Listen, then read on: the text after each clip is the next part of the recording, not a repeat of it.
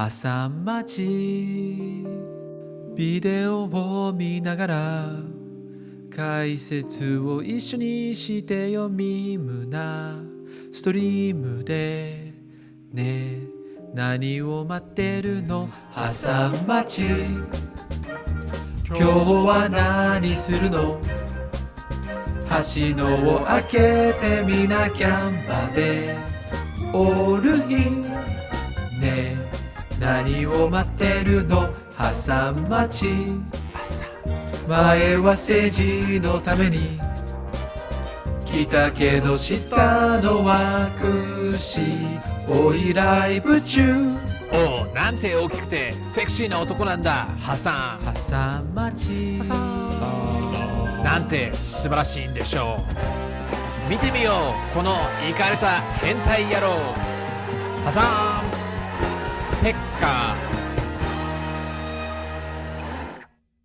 What's going on, everybody?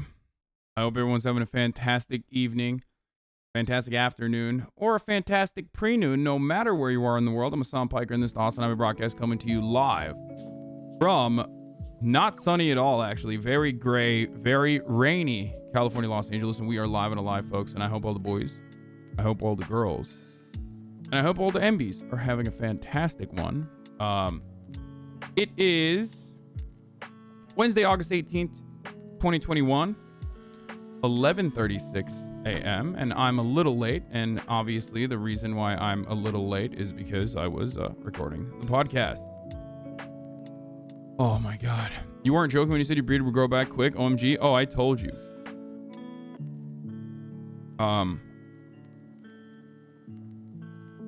So yeah, yabba dabba doo.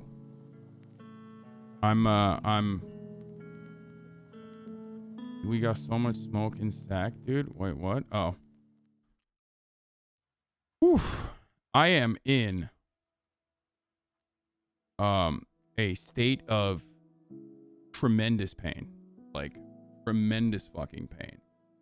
I foolishly thought that I could work my lower back out again because yesterday was the first day where I actually felt good. Where I actually felt like wait, oops, wrong chat. Hold on.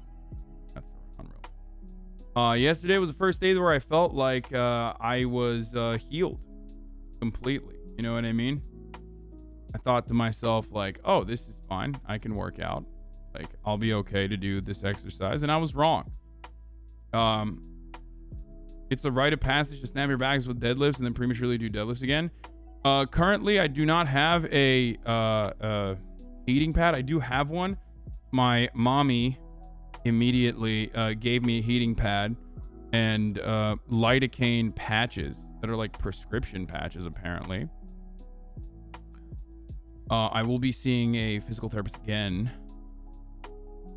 But, yeah, I mean, look, moms are like that.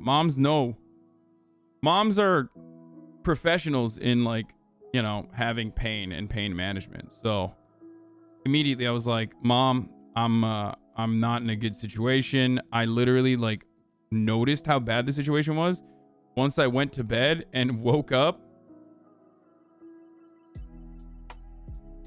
I basically woke up in the middle of the night. I had to piss and I was like, oh my God, I don't know if I can get out of bed. Like, this situation is dire. You know what I mean? If you've ever had like a fucked up back, if you ever had a messed up back, you know what it's like when you're like, oh no, like I can't make certain like sudden moves.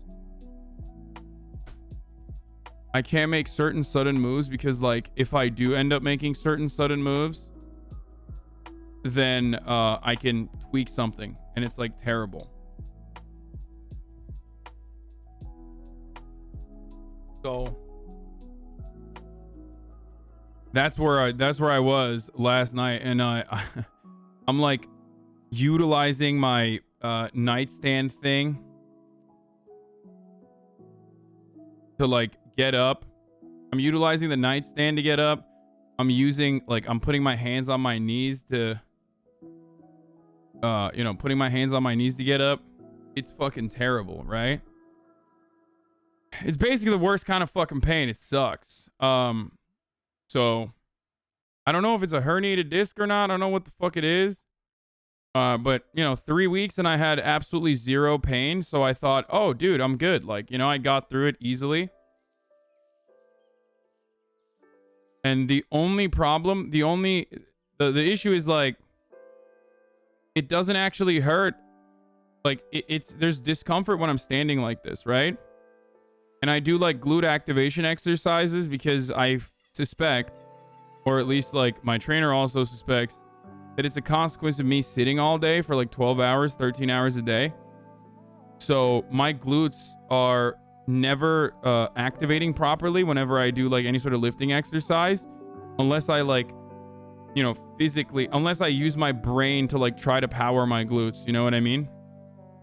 Whenever I pick stuff up, it's just not used to it. So my lower back just takes on all of that burden. So that's where I'm at currently. I do glute bridges and stuff all the time. It's not even that. I do like really targeted glute bridge, like targeted glute activations. Anyway, regardless, I've been doing all kinds of stretches too, and I've been doing all kinds of like exercises too. I don't want to hear you guys's I don't want to hear like everyone's take on how fucking what the right way to do pain management is or anything like that. I think it's like, I think it's just because I'm 30. Whatever. It doesn't really matter.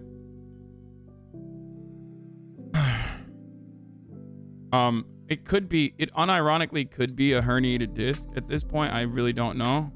In which case, like, medical intervention might be a necessity. Hopefully it's not the case. Hopefully it's just another sprain. I just like added an extra sprain on top of the previously like not fully healed sprain or something. You know what I mean? So CIA got him with a fucking age gun. Yeah. So if it hurts and affects your life, see a doctor. Of course it affects my life. It hurts like a motherfucker. Dude, we shot the podcast this morning. Hold on, I gotta turn on my AC real quick.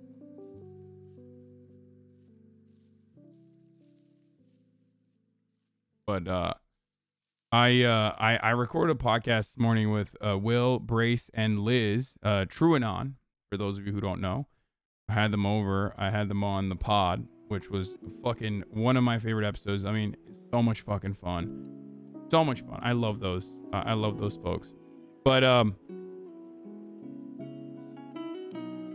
lift your leg straight up in the air while on your back and you'll know if you have a herniation. I don't think I can do that right now. Well, in any case, Truanon was great. Yeah, I had Mehmet on. And it was fucking awesome. I can't wait for you guys to hear it.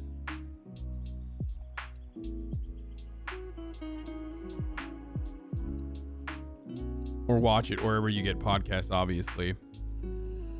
And hold on, I'm gonna turn on the AC 1 second.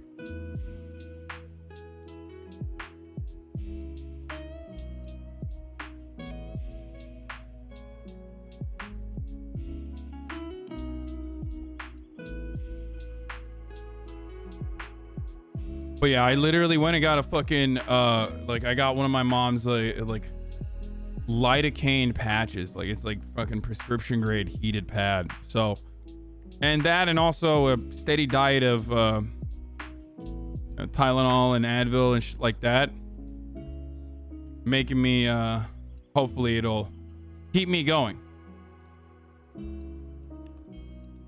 Okay, dude. I mean, we're already what is this? I see we have already started. I see we've already started the jokes early. Okay, I'm in fucking pain. I need you guys to be nice to me today.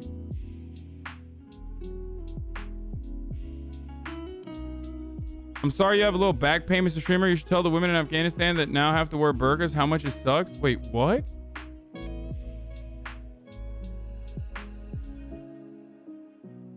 That person isn't serious, right?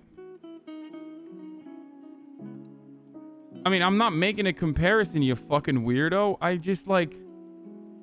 Yeah, no shit. It's literally not like as big as a deal as like having your country be run over by a bunch of fucking Taliban militias that like absolutely have an insane psychopathic worldview that revolves around... I guess it was bait. I don't know.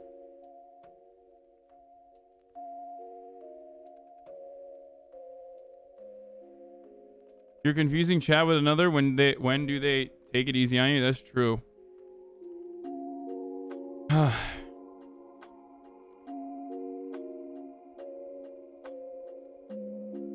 Yeah, I went to the doctor and they said I have 2 yield. So, in any case, let's get fucking started. What else is going on in personal news? Not really much. Fuck my back, dude. Okay. I haven't sat down yet. And I don't know what it's going to be like. I spent over 22 hours in the emergency room yesterday and watched you through a lot of it. Thanks for keeping me company. You're welcome. Thanks for, thanks for watching. All right. So, the United States is evacuating Afghans from Americans from Afghanistan as Taliban tightens its control. There's a full interview with our favorite wonderful big boy, Donald Trump.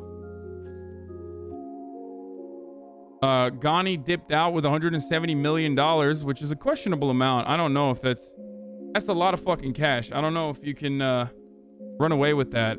Maybe he left with a lot of cryptocurrency. Ooh, that's a shout out to the fucking crypto boys. That one's for you. As they were saying, you can't run away with gold bars because they're heavy.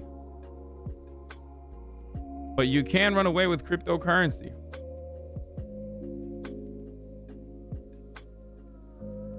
Anyway, let's get started. I'm gonna fucking blast off.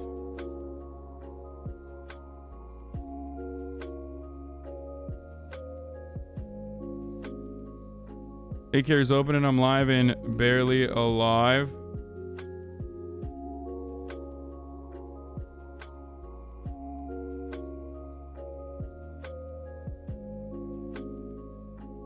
Get in now. We're talking American evacuation. And also Trump interview on Sean Hannity. He's very mad about his own deal with the Taliban's. Emotional. Get in now. www.twitch.tv/HasanAbi. There it is.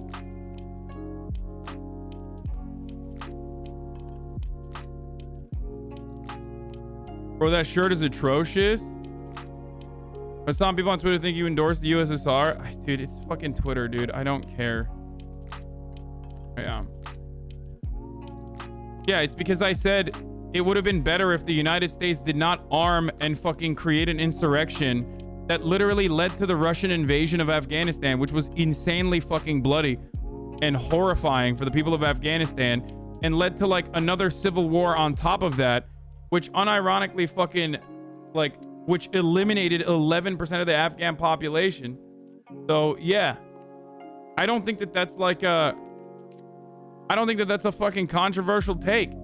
It's one that even like neolibs who believe that America should have permanent occupation in Afghanistan should believe. Like the point is that the Taliban are fucking terrible.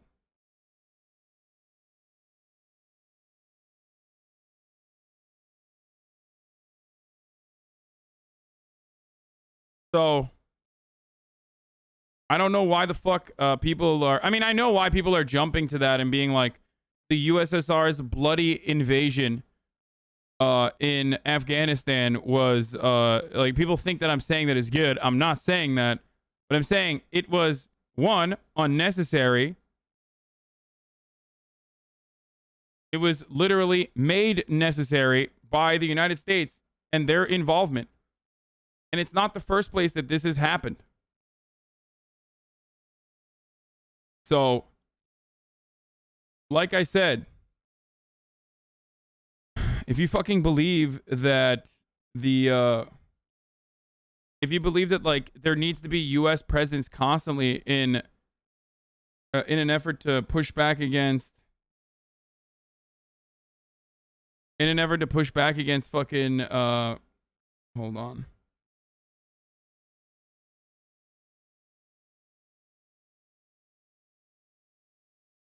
Sorry. If you think that constant American presence is necessary in Afghanistan in order to ensure civil liberties, then you basically are admitting, especially as a consequence of like the Taliban and how powerful they are, then you're literally fucking saying that like an imperial power, if you want to fucking call the USSR imperialist, then go ahead. An imperial power there is better than the fucking Mujahideen. And while the USSR was incredibly fucking violent, and the civil war that broke out afterwards was also fucking horrifying, the reality is like it would have never fucking happened if it wasn't for the Pakistani intelligence services and the United States State Department turning Afghanistan into the USSR's Vietnam, knowing full well that there would be fucking intervention. Did you learn that on the gray zone?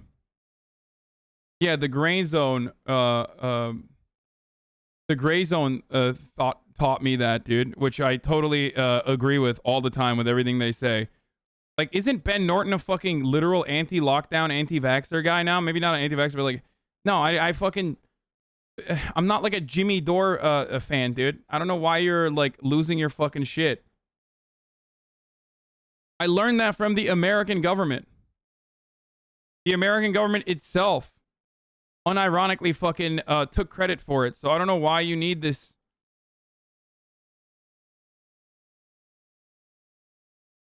Like here.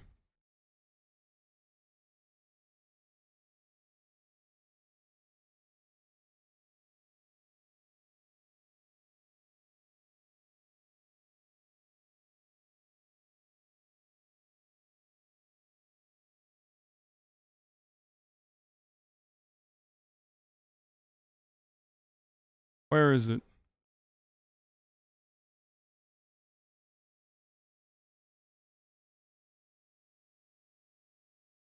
Here you go. When former U.S. National Security Advisor Zbigniew Brzezinski bragged about prompting the Soviet Union to invade Afghanistan so that it could get its Vietnam, he was not making an empty boast. Afghanistan was the ground for one of the last Cold War battles between the United States and the Soviet Union after the Red Army rolled into the country December 24th, 1979. For the next decade, the Soviet Union became bogged down in guerrilla war against the anti-Soviet Mujahideen. Faced with rugged mountainous terrain and stiff resistance, the supposedly invincible Red Army was humbled, leading, according to some experts, to the empire's collapse. Observers give a number of reasons for the Soviet invasion. One of the reasons, of course, is that like the socialist government at the time was fucking awful. Okay, they were brutal. They were not great. Did not facilitate land reforms in the appropriate manner. But more importantly than everything else, they were like super fucking expressly and overtly anti-Islam. Which certainly was not met with a lot of happy thoughts by an otherwise, you know, happy to be Muslim population. According to former CIA Director Robert Gates, U.S. intelligence services began aiding the anti-Soviet Union Mujahideen 6 months ahead of the Red Army's invasion. Brzezinski said he convinced Carter to sign the first directive for secret aid to opponents of the pro-Soviet regime in Kabul on July 3rd, 1979, in an effort to goad the Red Army into invading in a 1998 interview.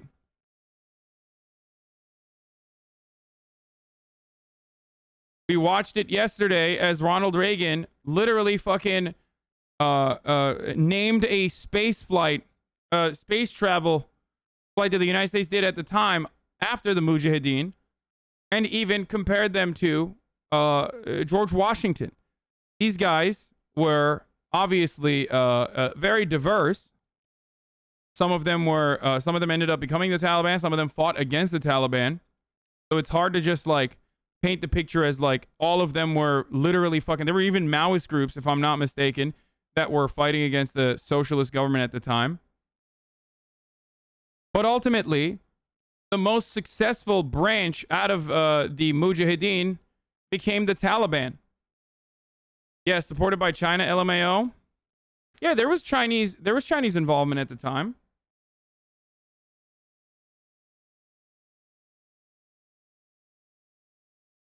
I wrote a note to the president in which I explained to him that, in my opinion, this aid was going to induce a Soviet military intervention, said Brzezinski.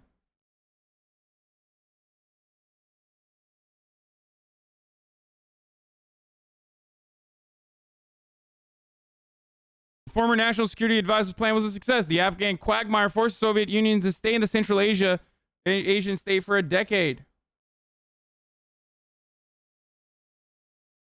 The initial thrust of the Soviet invasion was made by some 40,000 troops. By late 1985, this number swelled to 118,000, 10,000 of which were reported to be Soviet secret police and other special units trying to face down the Afghan resistance.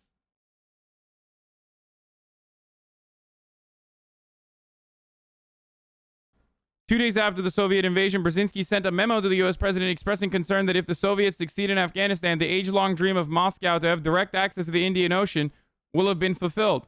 But Harrison said the Soviet Union was never scheming towards the Indian Ocean, adding Brzezinski promoted confrontation between Washington and Moscow in the Afghan arena.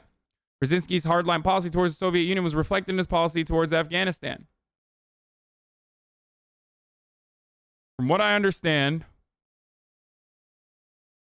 I was corrected on this take that I originally had. From what I understand, the USSR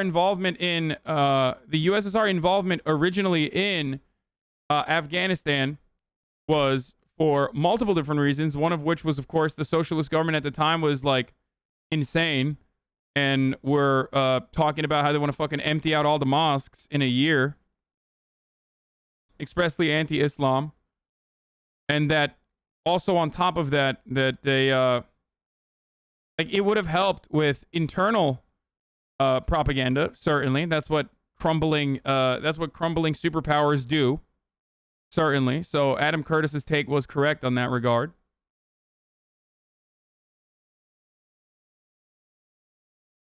But also because they wanted to fucking. Dude, you're sitting here reading AlJazeera like the gospel, bro. They have a huge bias in reporting that you can only avoid with your Twitch Prime. Sorry about your back, by the way, lol. Oh, Jesus fucking Christ.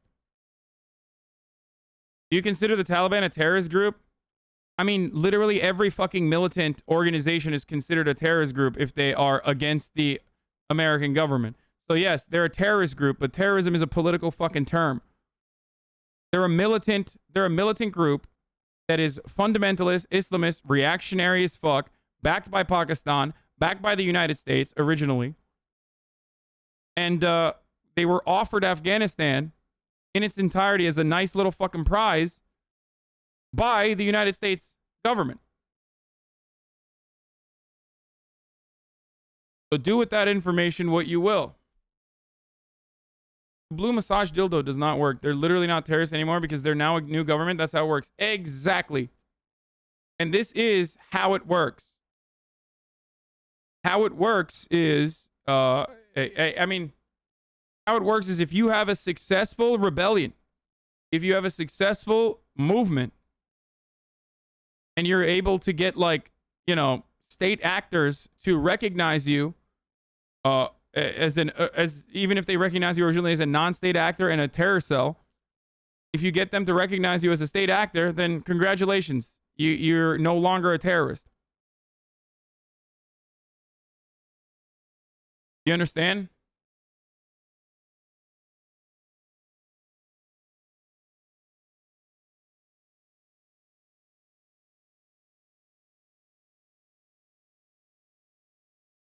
Mujahideen resistance to Taliban begins now, but we need help. Opinion by Ahmad Massoud, who is the leader of the National Resistance Front of Afghanistan. In 1998, when I was 9 years old, my father, the Mujahideen commander Ahmad Shah Massoud, gathered his soldiers. So this is actually people who are saying like, oh, dude, they want to fucking arm the Mujahideen. I don't know how this kid's going to be. I don't know how his kid is like, but his father was assassinated. I talked about this before. His father was assassinated by the fucking Taliban. Or not Taliban, Al-Qaeda. Sorry. So his father was the famous battalion leader, like Northern Alliance commander, the Mujahideen commander that was seen as a fucking hero, Ahmad Shah Massoud. And he was literally assassinated when this man known as the Blind Sheikh, which was under under watch by the U.S. agencies, I think it was the CIA, sent him a letter functionally doxing him, which led to the Taliban. Fuck, I keep saying Taliban. Which led to Al-Qaeda murdering him. Okay, thank you, Encoded Lua, for the 501 gift subs. Now, that's and this happened 2 days before 9/11. And originally, he wanted to, as a consequence of Osama bin Laden's potential connection to the 1993 World Trade Center bombing attacks, he was trying to send the United States Osama bin Laden 2 days before 9/11.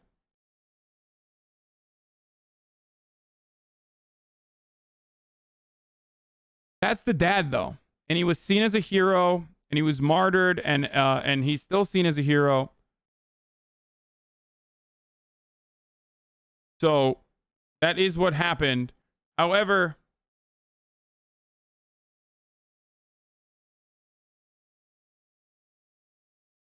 I'm not gonna run the fucking ad break at the top of the hour. Hold on 1 second. I'm gonna sit down. I'm gonna try to sit down. Hopefully, we'll see what happens.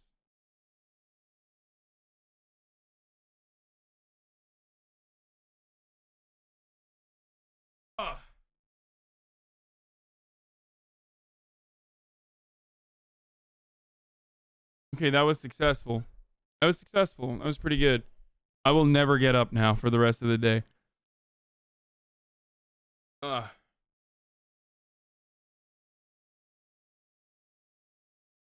It reminds me of my grandma. I know, I'm very similar to your grandma.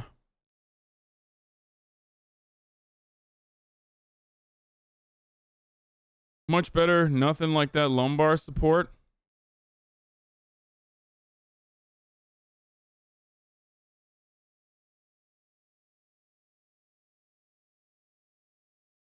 Hope you stocked the fridge then. I did not actually full-blown stock it. And I have to pee still, so we'll see what happens.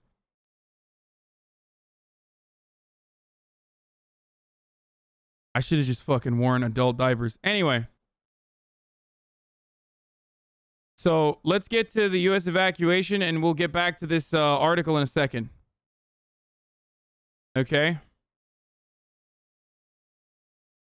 But immediately, the moment I see an article like this appear on the Washington Post, ding, ding, ding, alarm bells ring in my head that it probably is not good. So let's do it. Let's keep going. Americans as the Taliban tightens control.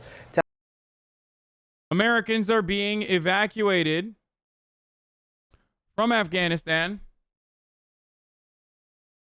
Your boss also owns the Washington Post? Yeah, I know. The U.S. scrambling to evacuate Americans as the Taliban tightens control. Taliban leaders holding a press conference, and our Ian panel was there and has the very latest for us in Kabul. Good morning, Ian. Yeah, good morning, Robin. That's right. There's a darkness, a sadness that seems to have settled on Kabul. Life is slowly returning to the city. But down at the airport where the evacuations are taking place, it's total chaos. This morning, as the Taliban consolidates control of Afghanistan, as many as 11,000 Americans and tens of thousands of Afghans still desperately trying to leave the country. So far, the US able to evacuate 3,200 people from Afghanistan, including all US embassy personnel, bar a core group of diplomats. For those Americans still in the country, a safe exit from the airport guaranteed, but the journey there has to be attempted at their own risk. An email to US nationals saying, the United States government cannot guarantee your security as you make this trip. Their safety needs to be their top priority. If they feel that it is unsafe for them to make their way to the airport, they should not seek to do so. The US planning to launch one flight per hour, getting up to 9,000 people out each day. To access those evacuation flights and the US checkpoint on the military side of the airport, those trying to leave the country must first pass through Taliban-controlled civilian areas, the runway dividing the two. But for now, the Taliban only letting foreigners through. In their first press conference since seizing power, the Taliban promising amnesty for all the... Yo, 100%. The reason why the Taliban are letting foreigners through, I 100% believe that the only reason why they're letting exclusive foreigners through is probably because they fucking talked to the State Department. Because they originally let everyone through, and it was fucking chaos on the ground. So now they're just like, all right, we're only going to let foreigners through. Like, anytime we fucking hear about, what the Taliban is doing, I need you guys to remember this is happening under the watchmanship of the United States. Okay? There is no fucking shot. Do you mean foreigners to Afghanistan? Yes, foreigners to Afghanistan, like Americans and shit like that.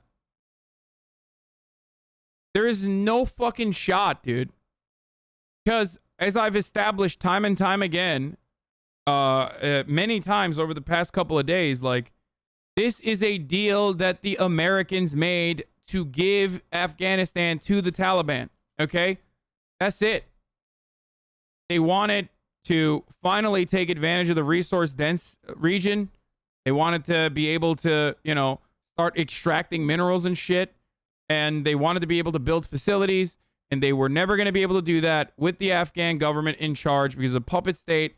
And even those in Kabul, the more liberal Afghans in Kabul, were not even a fucking fan of the puppet state, whose leader literally escaped. Ghani literally fucking escaped, according to reports, with $169 million.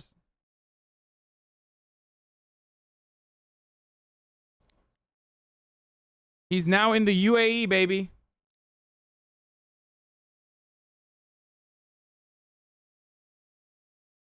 Because of course.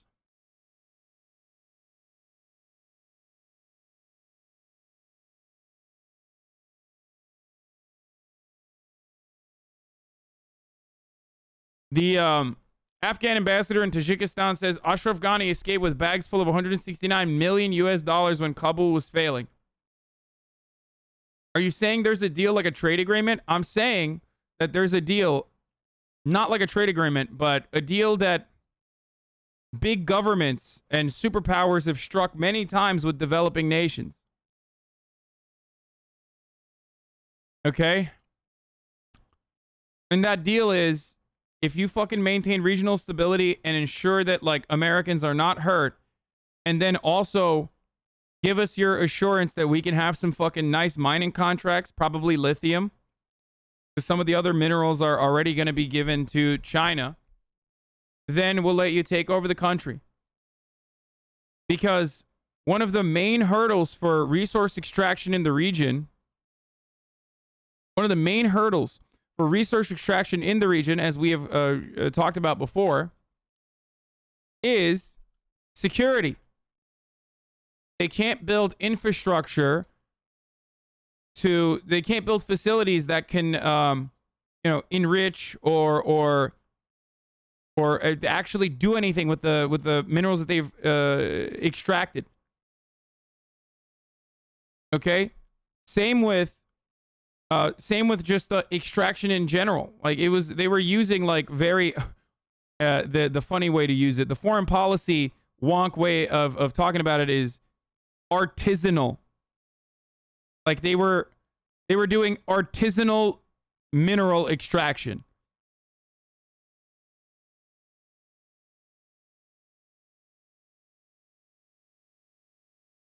That's what the foreign policy wonks will say. So that's why they need to fucking build facilities, and you can't do that when the Taliban will just infiltrate and intercept. You can't. One of the problems of like occupying a country. Why were the mineral deposits never touched during the last 20 years, or were there mineral mines? Veteran MM is not actually a veteran, right? His dad is a veteran, I think. Yeah, they were touched. President Ghani and his brother had like literal contracts with both China and also the United States. So they did touch them. They were touching them all the time, as we talked about already.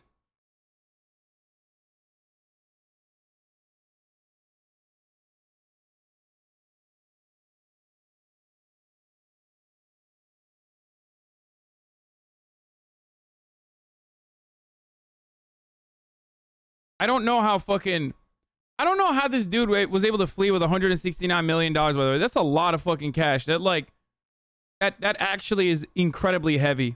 So I question that number. I question the validity of that number.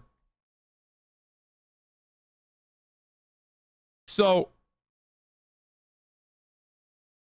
it doesn't matter unless he fucking put it in Bitcoin. Which is another kind of mining, if you know what I'm saying.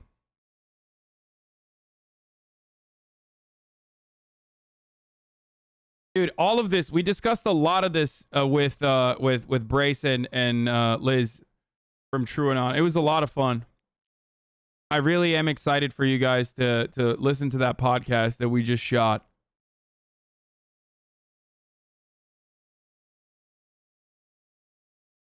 It's like an 18-wheeler full of cash. No, I think it's just like 3,000. Yeah, I mean, it's a lot of cash.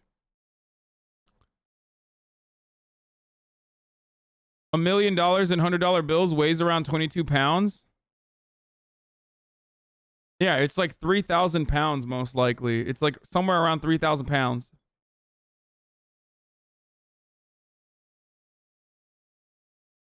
This guy with just a complete made-up fucking take here. 169 million and hundreds could fit in 3 duffel bags. No, it couldn't. You're just wrong. That's just completely wrong, dude. Let's look. How much would $170 million look like in $100 bills?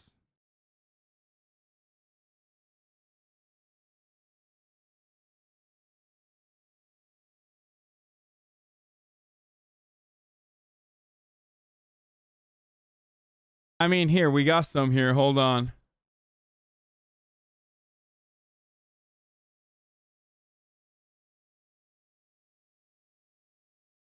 I mean, I don't know what the exact number is here, though. But this is from when the United States brought in, I believe, what, like $12 billion in cash to Iraq? It's 3,000 pounds at least. I read an article he left with 4 cars and a helicopter full of cash. Helpful graphic image of $100 million. Yeah, this is $100 million. Well, you can't really tell. 2 of those fucking stacks, like that shit, that actually makes it a lot easier. Are you sure? I don't think that's how... I mean, I guess it's like not that hard then if you had like a big fucking... It's like 2 pallets. Easy peasy.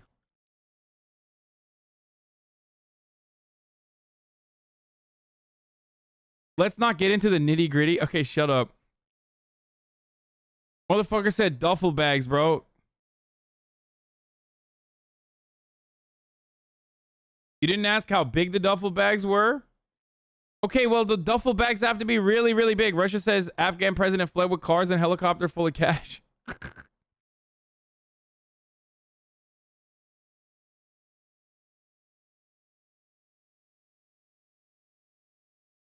He was right, apologize. What? No, you can't put 3,000 fucking pounds of cash in 3 duffel bags, dude. What duffel bag literally takes 1,000 pounds? What is it, made out of fucking titanium?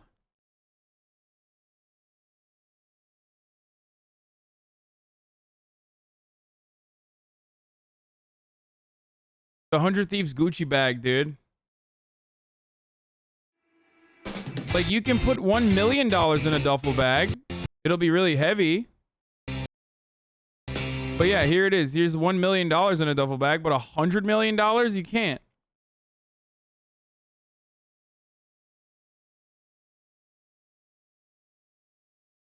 A helicopter can be a duffel bag if you think about it. Yeah, you got to think like hard. You got to think long and hard. And then if you think about it really long, like a helicopter will turn into a duffel bag. Anyway, what a silly thing we're arguing on. Let's watch. Those who've worked with American and NATO forces, vowing not to hunt them down or seek retribution. What guarantees will you give to the Afghans who are now hiding at home, who want to leave the country, who the Americans will transport? They can't get to the airport. So what guarantees? We are assuring the safety of all those who have worked with the United States and allied forces, whether as interpreters or any other field that they have worked with them. As for the Damn, this homie, what is he? Is he like an interpreter that fucking flipped sides? Like, homie's got a good accent. The thing that's different about the Taliban in comparison to like other groups is that like they don't have a lot of Western educated folks in their ranks. You know what I mean? They don't have a lot of like. They don't. That's how you fucking see. You literally hear them talk and like try to do PR. And it's very difficult for them to do like appropriate PR. He's like, yes, we will let women, you know, they can do news, but they have to cover their faces and wear gloves. You know, or women will be educated, but in Sharia, it's like, they don't understand that like that is not going to fucking fly with like Western media. They're trying to do PR, like Western focused PR, which is like Western focused PR for the Taliban is new, right? That's not really like, what the fuck? My bit rate is like falling apart.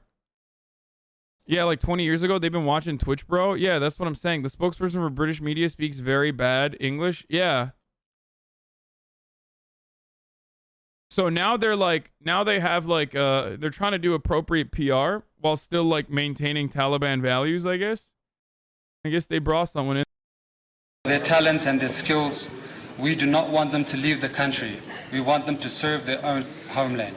Wary of promises from the Taliban, hundreds of thousands of Afghan women and girls now sheltering in their homes. Nasreen Nawar was able to get out of the country just in time, but her family is still on the ground in Afghanistan. It's heartbreaking. So many people are stuck in the country and they have no way out. Well, the Taliban leadership have now arrived in the country and they've got to get up the business of establishing government, but they've really got to bring order to the streets. At the moment, you have different groups from different areas controlling different districts, and there's no real unified command. That has to happen, and there needs to be some sense of positivity that those promises will be kept. Robin? People want to know that, indeed. And Ian, what was it like for you to be there at that press conference yesterday?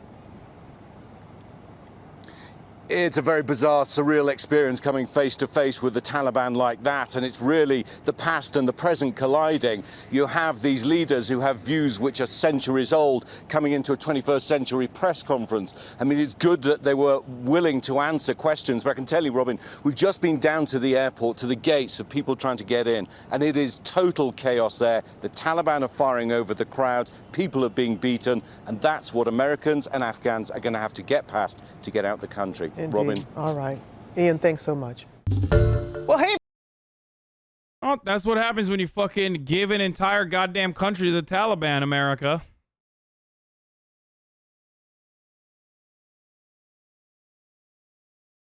The amount of 169... Okay, this dude is still like doing mathematical fucking equations to show me what $169 million looks like. As we talk to the Afghans, like Afghans for Progress group, we very quickly found out that like there is no good options out of this situation. There's just no good fucking options out of this situation. I'm going to get to the Donald Trump thing, but before that, I want to see the CNN reporter showing scenes in Kabul just days after the Taliban takeover. The U.S. troop was They're like, you know, peaceful transfer of power didn't really stick for too long. I mean, you know, they're already fucking reneging on that agreement. withdrawal from Afghanistan as the Taliban solidifies its grip on that country, and Americans and allies rush to try to safely evacuate. This afternoon, National Security Advisor Jake Sullivan said that the Taliban has agreed to give civilians safe passage to the Kabul airport, where the U.S. military is hoping to speed up the pace of evacuation flights within the next 24 hours. This striking image, obtained by Defense One, shows nearly 650 Afghans packed inside a U.S. military cargo plane. They were safely evacuated on Sunday to Qatar. The White House estimates that at least 11,000 Americans remain in Afghanistan. But those figures do not include the tens of thousands of Afghan allies who helped the U.S. during the war, and their families, who could be killed by the Taliban if they are not promptly flown out of the country. Motherfucker said, don't they have COVID there?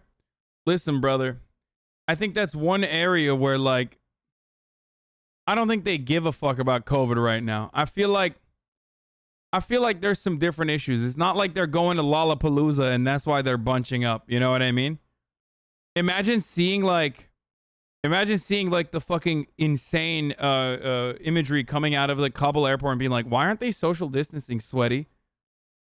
Like, country. Let's begin our coverage today with CNN's Clarissa Wards, who's live in the... Funny how no one talks about Afghanistan's former socialist-oriented PDP party when talking about the original destabilization of the country. Yeah, they were... I mean, I have talked about it. Yeah, they were fucking not good. But this current iteration of Afghanistan is exclusively the fault of America and Pakistan, America's ally. The Afghan capital of Kabul. And Clarissa, you're getting a sense of just how quickly life is changing for ordinary Afghan citizens who are once again... I thought she needed a hijab. Bro, she's like up on a fucking rooftop by herself. I don't think she needs to wear one when she's like not interviewing the Taliban. Rule of the Taliban. That's right, Jake. I mean, there's the sense, I guess, that this is the new normalcy, and there are signs of normalcy creeping back onto the streets. The Taliban announced that government workers should be returning to their posts. Today, we saw traffic policemen on the roads guiding traffic. As I've mentioned before, the Taliban really wants to show that it can effectively govern, that it is not just a fighting force. But walking around the streets, Jake, it was impossible to ignore that women were not as visible. And we went out looking for those women to hear their stories. Take a listen. Wait, Chad was trying to make a case for bringing in Afghan nationals using liberals' COVID madness. Not me. Bring as many as possible. Wait, are you insane? Who cares? You can fucking vaccinate and also, like, what? You can literally fucking quarantine every asylum seeker. Like, literally all of them. That's literally what Fox is saying. Yeah, fucking quarantine them. Do PCR tests, quarantine, and then vaccinate. And then quarantine more.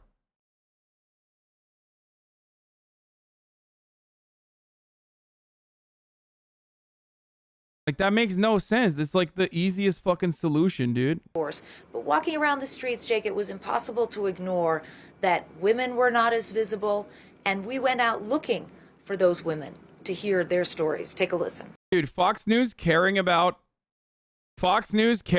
like refugees being vaccinated and COVID is like when they act like they care about the women of Afghanistan.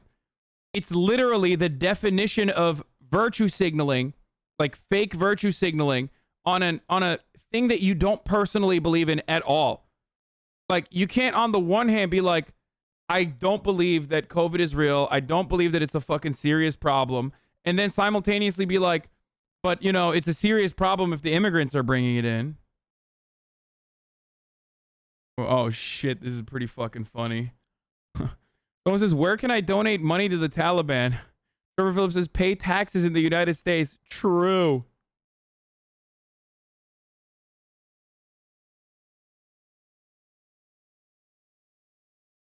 It's pretty obvious you don't care. It's like when conservatives say, conservatives in the EU do this a lot. You know what I mean? Because they're like a little bit more liberal. Like, they're not as socially conservative or as outwardly socially conservative as American conservatives are. So they'll say stuff like, oh, we're bringing in, Muslim immigrants into the country, and they have a lot of conservative values and conservative opinions that, do not work well with our liberal Western governments. And it's like, dog, you literally, like, you are a conservative. Like, you also want to fucking take rights away from women. Like, you can't just turn around.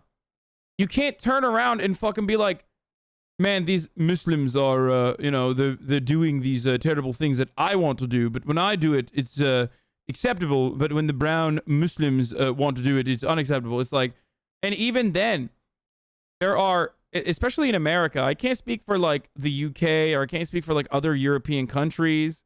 This one is UK equals EU. When I say EU, I mean Europe, not fucking European Union, okay? But my point is, like, you can't fucking talk about like Muslims being conservative when you yourself are fucking conservative, okay? And you want to do conservatism here. At least Tucker Carlson's like kind of honest about how much he loves the Taliban. You know what I mean? This wasn't your best take. It absolutely is, because conservatives hate other countries' conservatives for their conservatism. Like, xenophobic conservatives literally talk about how backwards other countries' conservatives are when there's like fucking progressive people in those countries too. It's at the heart of like xenophobic conservatism. It's so stupid. You can say horrible take all you want.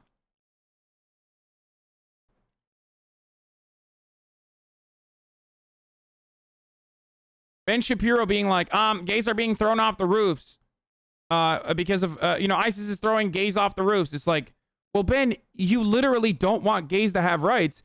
You just have, through a series of like, liberal whiplash, tried to normalize your fucking conservative opinion on homosexuality in the United States over the course of many years. You know what I mean? If you had the same fucking conditions, if you had like a similar, if you had the similar material conditions on the ground, like, you would 100% be like, yeah, no, gays should be maybe not thrown off the roofs, but like locked away for the degeneracy. So, spare me your fucking interest in the well-being and welfare of homosexuals when you literally are trying to, make a point against the welfare of queer people here in America. Yeah, it's not as bad as like throwing them off the fucking roofs.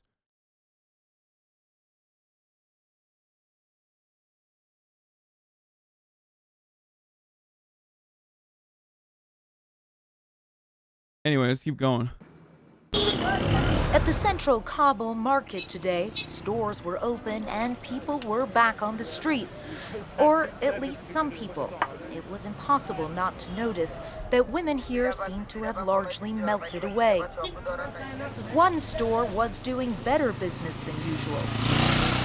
For more than a decade, let me guess, he's selling fucking burqas. Oh, here we go. Has been selling burqas. the head-to-toe covering once imposed by the Taliban.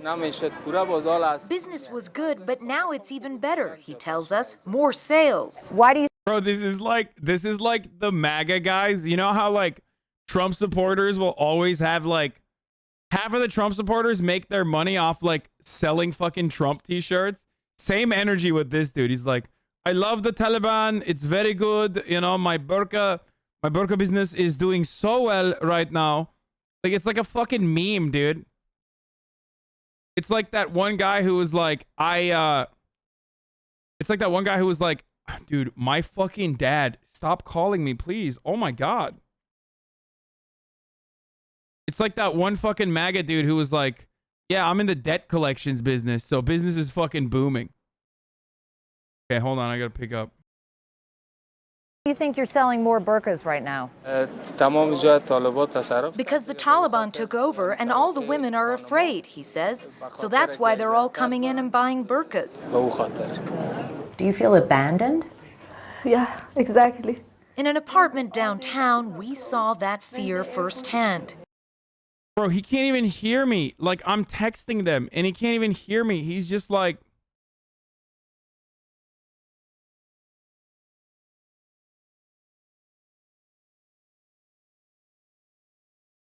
It's just like such a dad move, dude. To like call just to be like, I can't hear you. Well, okay. Until last week, Fazila was working for the UN. That's not her real name, and she asks we not show her face. She's petrified that the Taliban will link her to Western organizations and says she hasn't gone outside since they arrived in Kabul. You look very frightened. Exactly. Too much stress. It is not easy for a person to vote. Bro, they're not hiding their face. They're not hiding their identity. What the fuck? This is terrible, dude. Like, you can't do that. They're not even fucking changing their voice. Like, the fuck? Might as well just not even wear the veil at that point. Just fucking straight blast them in the face. They said it wasn't her name. Yeah, but they can literally, one, recognize her voice, and they already gave background information on where she used to work. Are you guys serious? Worked a lot with international organization, having more than 10 years experience of working with international, and now no one of them helped me.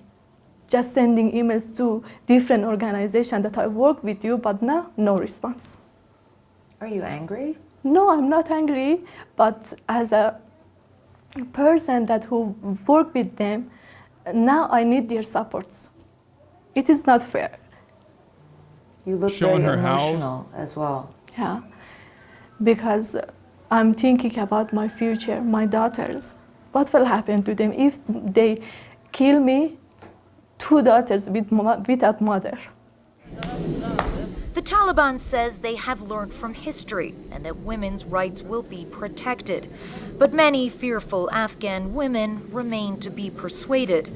We're on our way now to the home of a prominent female Afghan politician. She's told me that there are Taliban fighters outside her front door, so she's asked that I go in alone.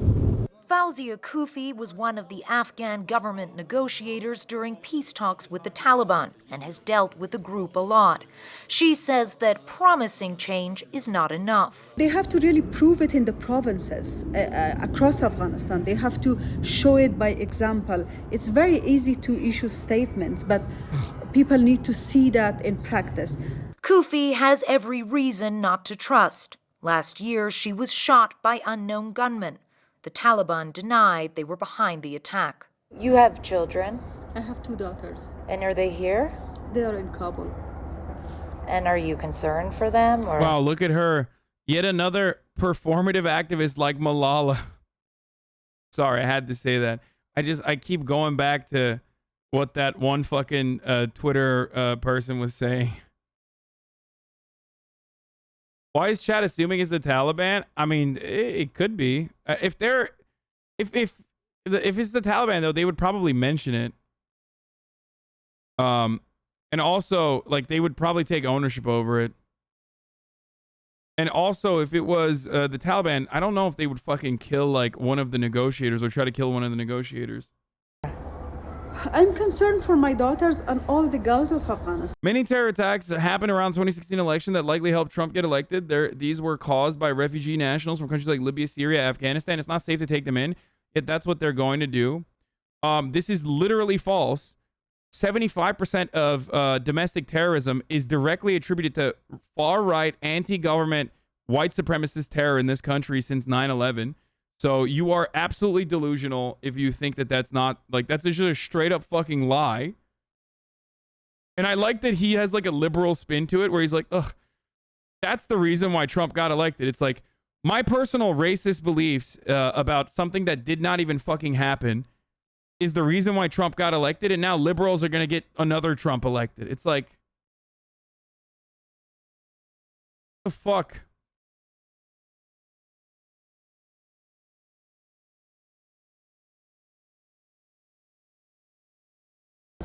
I don't want history to repeat itself on them very brutally. Jake, we heard for the first time in person from the Taliban spokesperson, Zabiullah Mujahid. He gave a press conference tonight, and it was really interesting to see the types of questions that were asked by Afghan journalists particularly. It really goes to show you how much has changed here in 2 generations, or 2 decades, I should say.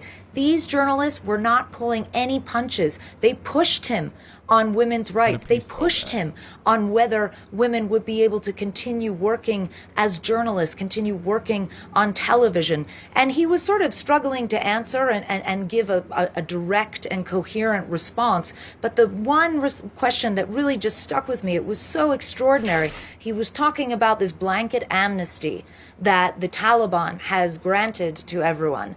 And this journalist stood up and says, but will the Afghan people forgive you for all the people, the innocent civilians who've been killed in your car bombs?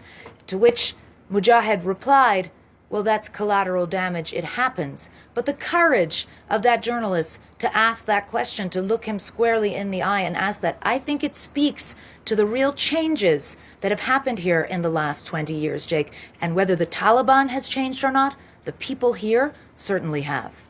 Right, the existence of social media, a whole generation of girls, women, and boys and men educated in the last 20 years. Clarissa, what was the mood like when you were walking around Kabul earlier today? It's a very strange mood because it looks normal. It feels secure. There isn't that same, as a journalist even, there's not the same fear that at any moment you could be kidnapped or shot or blown up. And that's partially because the people who might have done that to you before are now the people who are in charge of the place. But the market was open. It was bustling. I would say about a third of the stores, if not half of the stores, were open.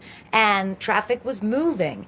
This is this moment. The Taliban knows they have to get it right. They know that they have to get things moving along again, that if there's any vacuum or any kind of violent crackdown of any sort or chaos, that they will lose the momentum that they have on their side. They're keen to show now that they're benevolent, as well as being able to provide law and order. But you heard it from those women, and particularly from Fawzia Kufa, an extraordinarily brave politician. The proof will be in the pudding. And it's not what you say, it's what you do. Right, and we've seen the Taliban, as they took over the country, grabbing young girls, forcing them into these, I don't want to call them marriages, but forcing them into these hideous relationships with their fighters. You just mentioned that the Wait, what? That makes it sound worse, Jake. What the fuck? You made it seem like there's consent there. These hideous relationships. Just say forced marriage. Like, everybody knows that that's bad, dog. It's literally, he was like trying to make it sound worse, and then he made it sound like he was defending what this was. Like, you know, putting them into problematic relationships, you know, where the Taliban are gaslighting these little girls. They're gatekeeping. It's toxic. There's a toxic relationships. You just said toxic relationships.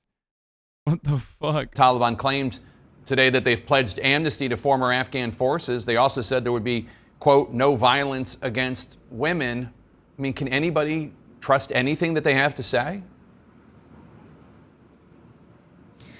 I think that for the most part, people have a really hard time trusting. And I asked Fauzia Kufa, I said, You're a fraud showing CNN like they report accurately on foreign countries. What? What can I show instead? Like fucking Live Leak? Are you down there? Do you know someone that's down there? The fuck? come on, you've dealt with them, you've been with them, you've negotiated with them. Do you believe what they're saying? And she said, for now, it's hard for me to trust. She doesn't rule it out entirely. But here's the thing, Jake. It's not enough for the Taliban just to say women can be educated. It's about leading by example. And so if the Taliban wants to really show that they have changed in this respect from their fundamental ideology, then they need to actively campaign for women's education to make it clear to all the people in this country. They literally are not going to do that. Okay, they're not. And they're going to say women can be. They're going to say what they've been saying, that women can be educated, except, you know, in what Allah wishes them to be educated. And then once they get to a certain age, and this is what they've said so far, like women get Quran education only. Okay. And then also on top of that, they don't get to be, there's no co-ed. There's no like education once they reach like maturity or puberty. No more co-ed education for girls and boys together. Women are no longer allowed to be in the presence of men. Like these are the types of things that they're going to be fucking, you know, pushing for and are open about. Country that there is a new direction, because the other woman, Fazila as we called her, she told me that her sister went out to buy some milk the other day and the grocer at the grocery store said to her, you know, you really should be wearing proper hijab, proper covering. He never would have said that 2 weeks ago, but now because the Taliban is in town, people adopt their posture, they change their behavior to please what they think is the sort of prevailing lord or a... I mean, they're like, you know, they're literally just conservatives. They're fundamentalists, so they're like mega conservatives. Their version of the world is unironically what like a lot of these fucking weirdo, like Jordan Peterson wants women to not be in the workplace. You know what I mean? Like, actually, ironically, Jordan Peterson has a big fucking Muslim following. I don't know if you know that or not. But that's part of the reason why he's like, you know, we don't know what the consequences are of women working in the workforce side by side with men. We simply don't know. Like he'll just let that hang, you know what I mean? And you can make assertions on that if you will. Yeah, see? Look. I mean, I got Western fucking psychos in here. Most women don't want women in the workplace. Stop being so naive. See? It's just fucking boop, mask off, dude. Literally, like.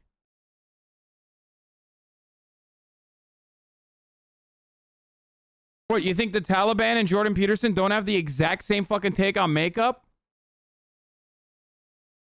Women wearing makeup in the workplace? Come on, dude. I'm not saying Jordan Peterson is like as reactionary as the Taliban.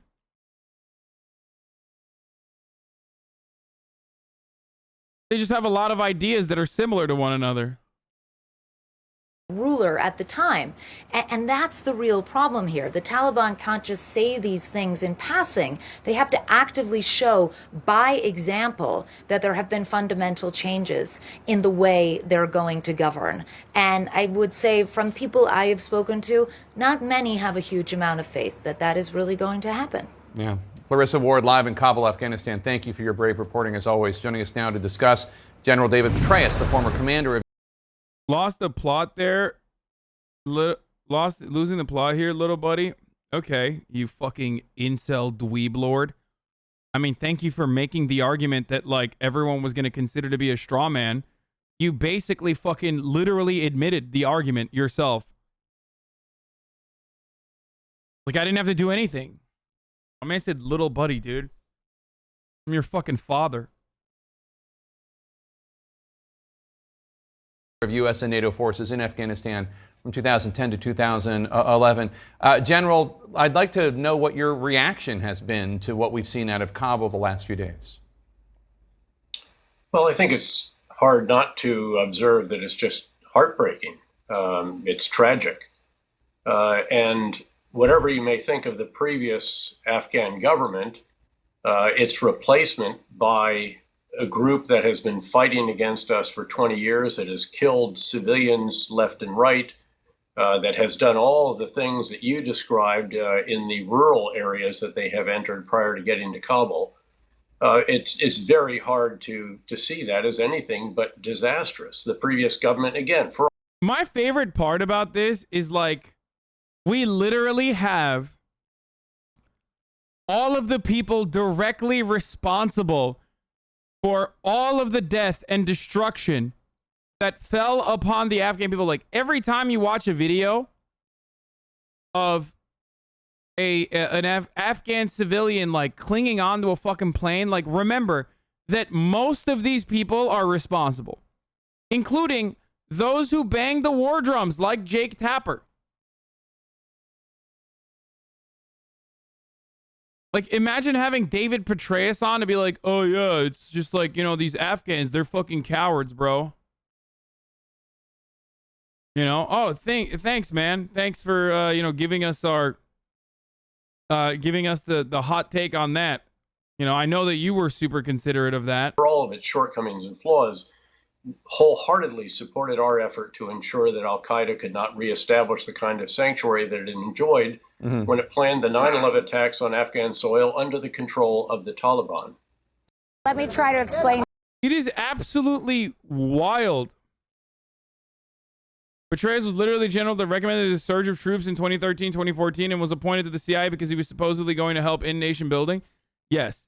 General Petraeus is responsible for the surge and also many of the fucking idiotic programs.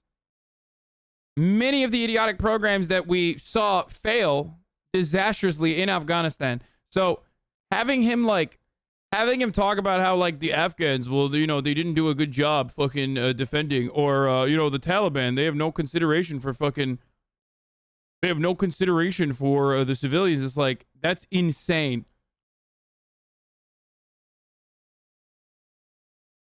To you the situation where we are. It's very hectic. You can probably hear those gunshots.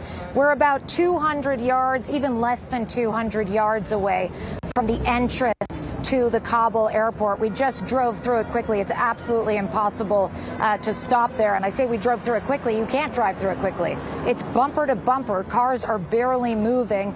There are Taliban fighters all around.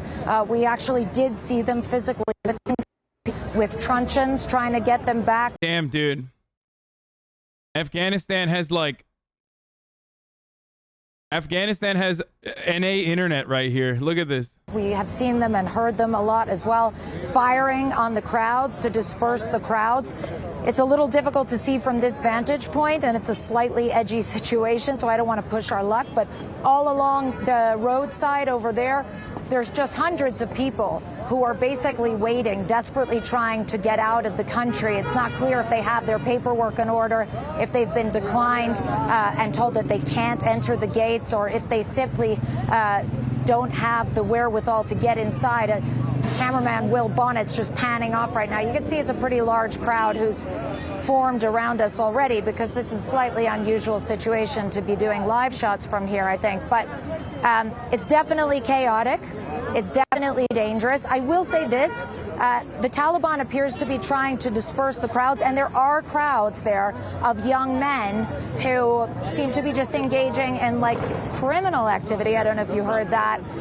They're kind of running towards the Taliban, and then bro, what the fuck? She didn't even flinch, dude. Running away from. That's insane. You can't really see from the footage, but like she literally look. Running towards the Taliban, and then that's nuts. of young men who seem to be just engaging in like criminal activity. I don't know if you heard that. They're kind of running towards Okay, she maybe flinched a little bit. Never mind. the Taliban And then holds frame immediately. running away from them again, almost like it's a game. But, you know, when there's bullets firing like that, Brianna and John, it's clearly not a game. We heard the gunfire there, Clarissa. Give us a sense if the Taliban is firing into the... Why is she smiling? What the fuck? Crowds at people, or is it... None of the homies give a fuck either, by the way. That's even crazier. They're just like... crowd dispersal into the air. Are they letting anyone through? This is good for From her what career. we can see, and for what we could see, we only had a very limited vantage point. Dude, war journalists are fucking a different breed, okay? They're psychos. I mean, I'm sorry. Like, they're very brave, but also part of it is like they're psychopaths. Straight up.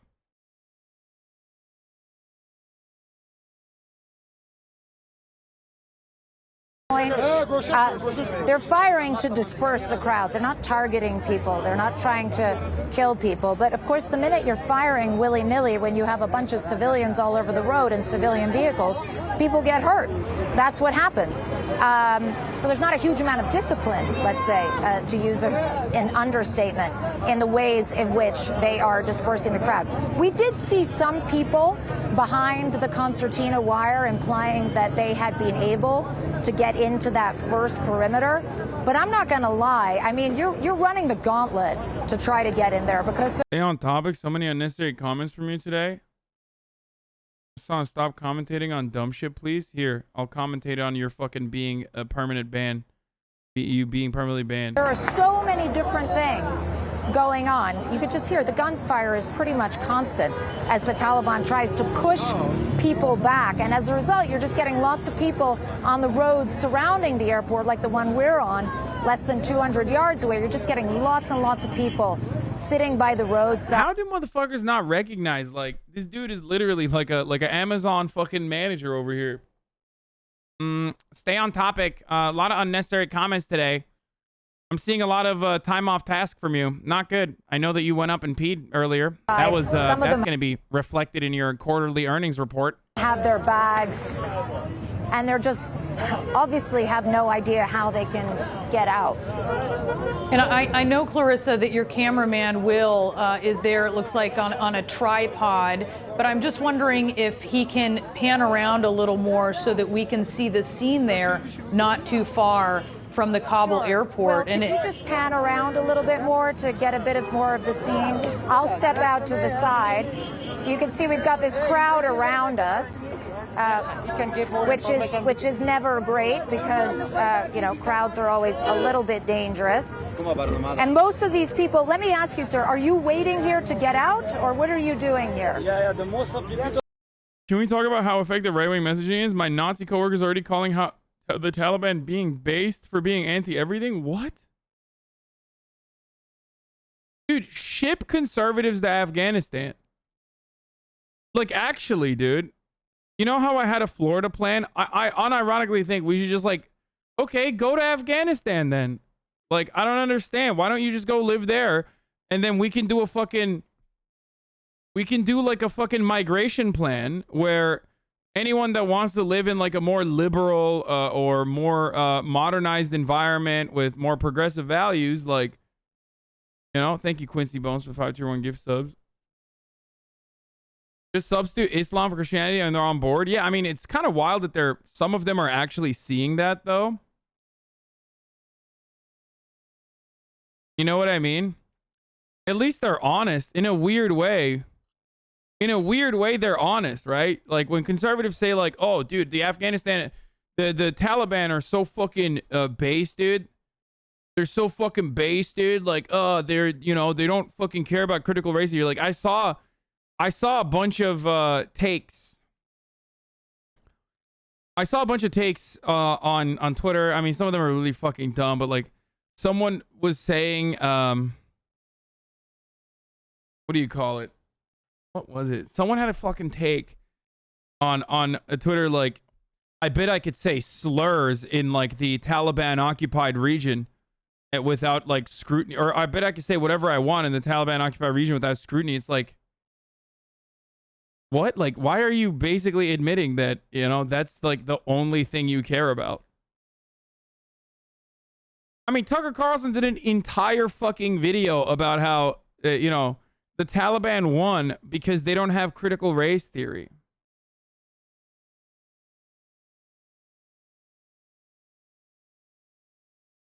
No, he literally said slurs.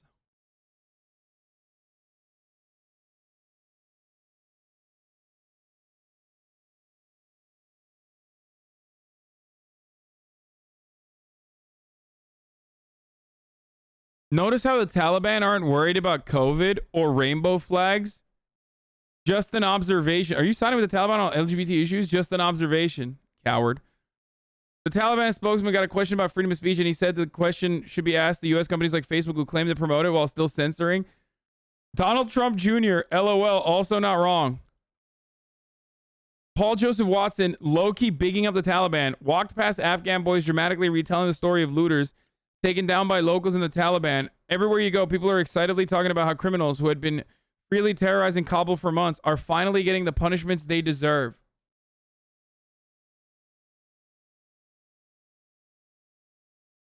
Oh, this.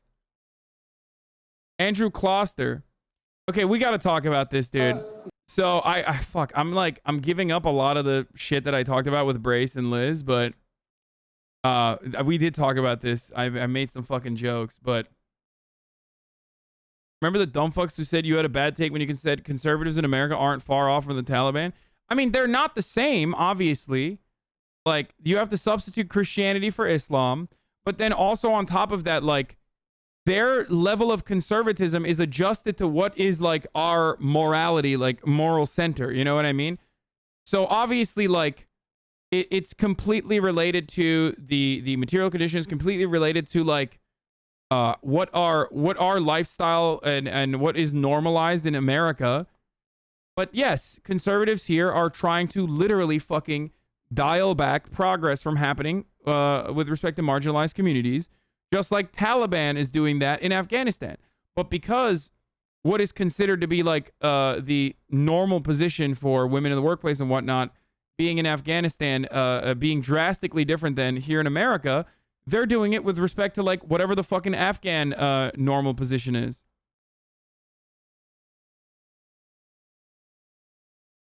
I don't think that's like a spicy take or or all that exciting, really.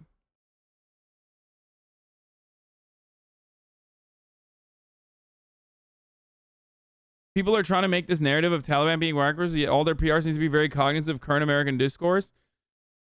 They definitely are doing a lot more. What do you say to the psychos who support the Taliban? I mean, fucking go hang out with them. See how well you will be received. Like, you shouldn't compare conservatism of cultures who have been devastated by imperial powers with the conservatism of people in the imperial core. Yeah. I mean, there's going to be differences, certainly. That's why I said it's adjusted to the material conditions and what the normative positions are.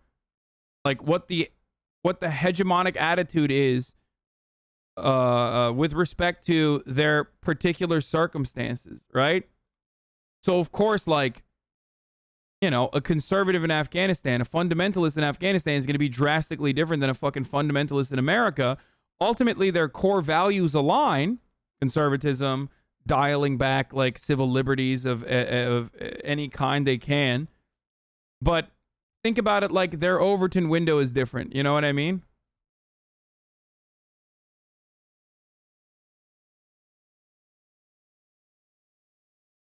You get what I'm saying? But this one was really funny. I mean, they came out, and this is like the type of shit that I think they arrived at this point on accident. There's no shot that the Taliban is like that aware of like the nitty gritty of like American conservative movements. Like, we'll see more if they actually start talking about like critical race theory or some shit. Then you'll notice like, oh my God, they're literally doing PR for the American hogs. But I don't know. Let's see what this video was about. So he's asked the question about freedom of speech.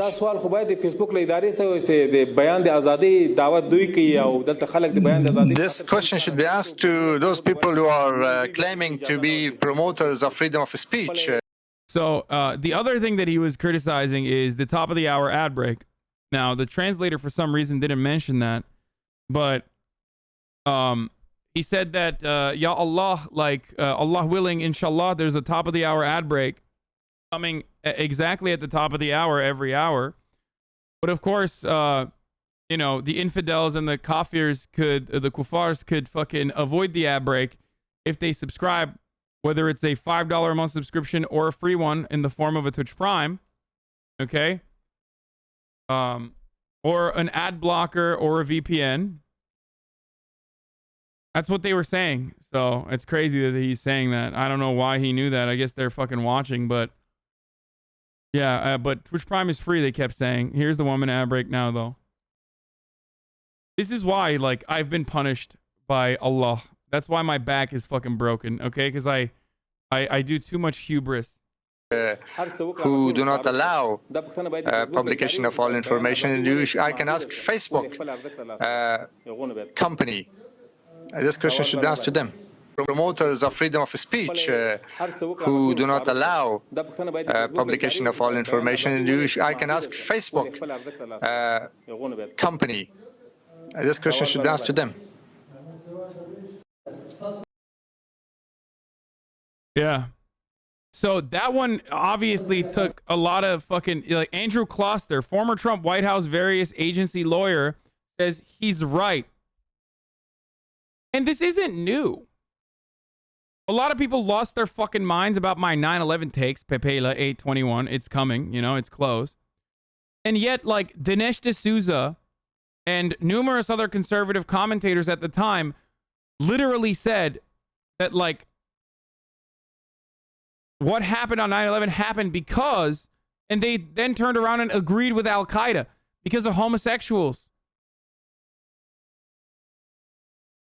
So, like, that's not a new thing. Agreeing with, like, religious fundamentalists as, like, conservative commentators in America is not necessarily a new thing. Like, I mean, here, Dinesh D'Souza.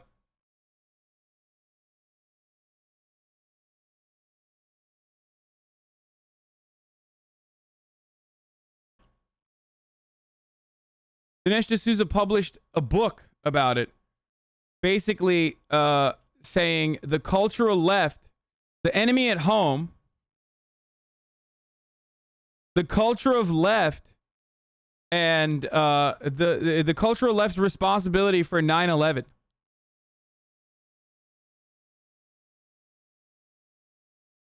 In which he argues that the American cultural left was in large part responsible for the Muslim anger that led to the September 11 attacks.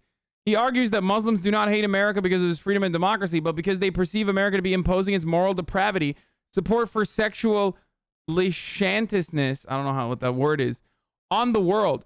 D'Souza also argues that Abu Ghraib torture and prisoner abuse was a result of the sexual immodesty of a liberal America, and asserts that the conditions of prisoners in Abu Ghraib and Guantanamo Bay are comparable to the accommodations of mid-level Middle Eastern hotels. Like, this is literally verbatim saying, like, I mean, this motherfucker wrote a book saying America deserved 9/11 because we have gay people. And that, like, Osama bin Laden was right, basically. You know what I mean? That's insane. Pat Robertson had a similar take, too.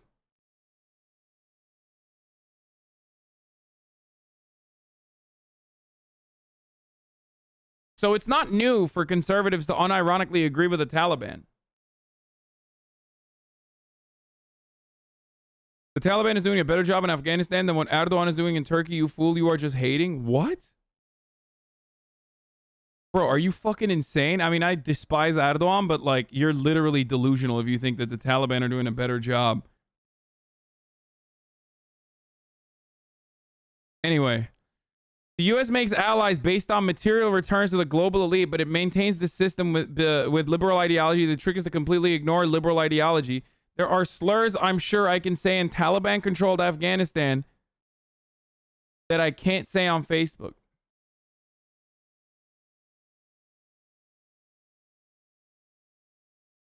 Why do you want to say these slurs?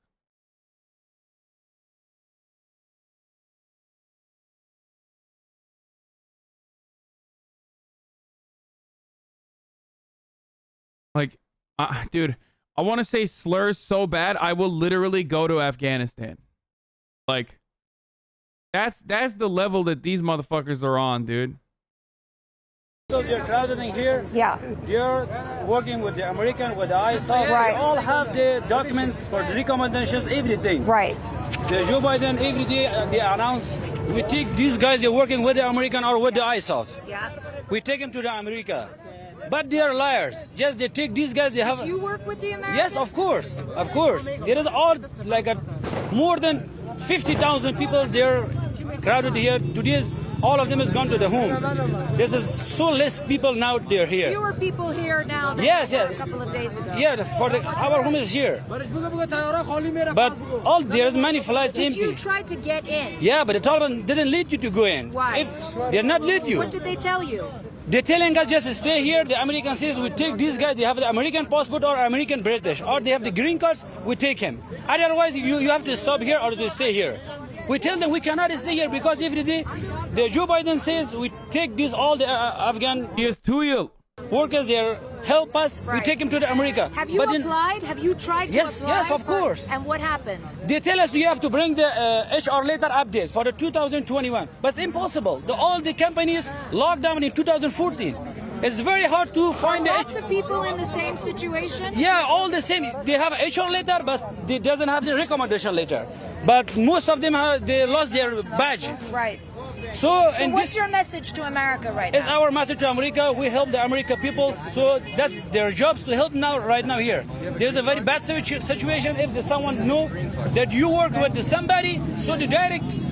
I'm just gonna. Bro, this guy is just straight blasting his face on CNN. Something about this does not add up. I don't know if it's the sense of, I don't know if it's the desperation that he feels because, like, finally there's an opportunity to, like, openly fucking, ask the people of America to come help. But, like, what doesn't make fucking sense is like, if the Taliban are going to start murking these dudes, like, why the fuck is he not, like, why is he showing his face? I'm not saying it's, like, suspicious at all. I'm not saying, like, he's CIA or anything like that. Don't misunderstand me. What I'm saying is I think that they literally fucking personally believe that the Taliban's guarantees of amnesty are legitimate. And even then, he's desperate enough to, like, show his face, which I think is foolish. I would not do that. You know what I mean? That's nuts. Like, that dude is fucked, dude. His family's fucked. That dude is fucked. Like, what? You think the Taliban don't see that?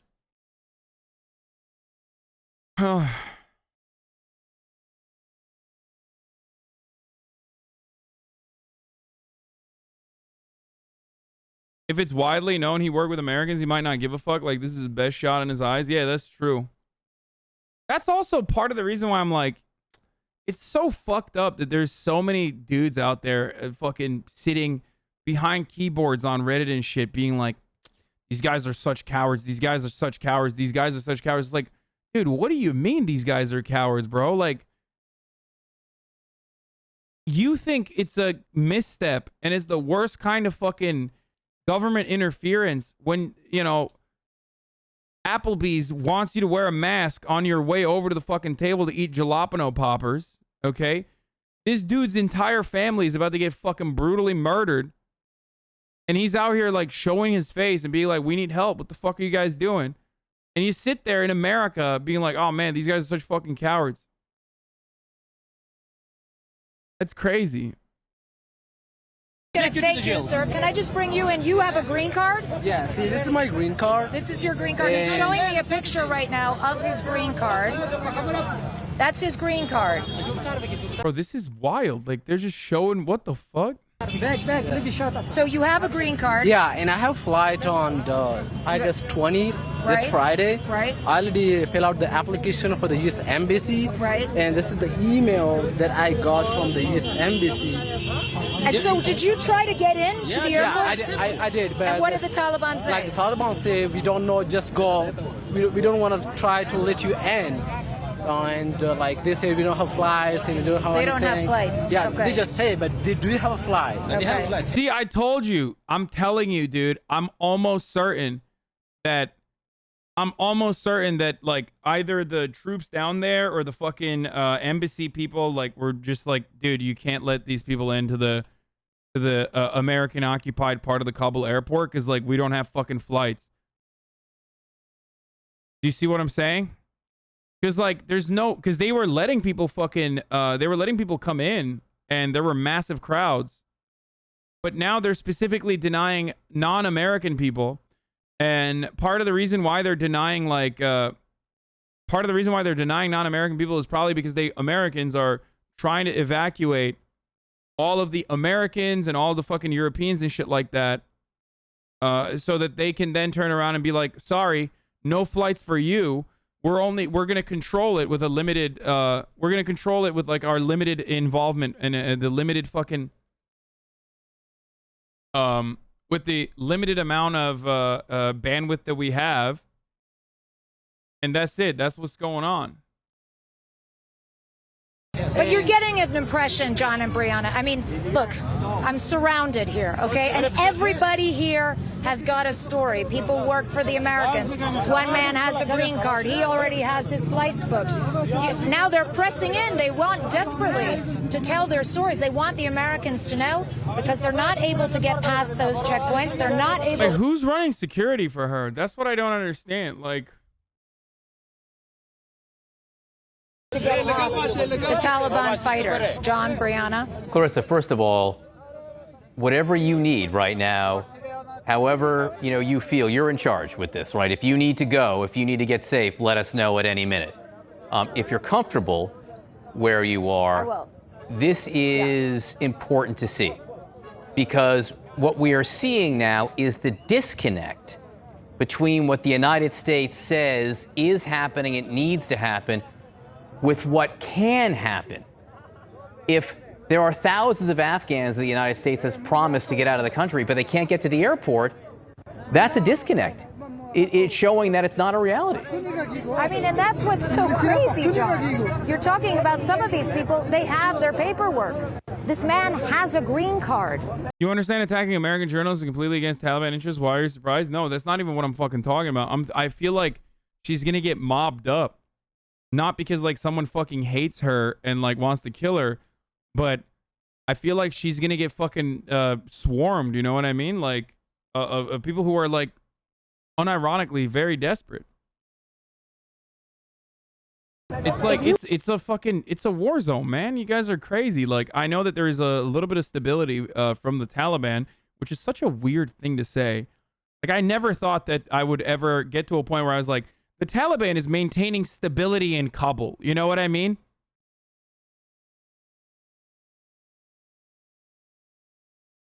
But it's still like, it's still a fucking scary situation. If someone fires someone cracks another shot in the vicinity, and then all of a sudden everyone's like running around and getting trampled. Why are they doing that? Why are they trying to maintain stability? Because, and I keep saying this, and I keep repeating myself over and over again, it's in their best interest, because America gift wrapped and fucking put a nice little bow around Afghanistan and gave it to Taliban. And the reason for why they did that is because they thought the Taliban could offer more stability than the Afghan government, which was not capable, not popular, and also not capable of fighting against the Taliban for many, many years to come when the inevitable evacuation of U.S. troops happened. So they made the bargain. They made the bargain that it's better to fucking work with the Taliban and maintain stability, have them do some PR, have them promise that they're going to let like women get educated, stuff like that, which is why you hear them saying it.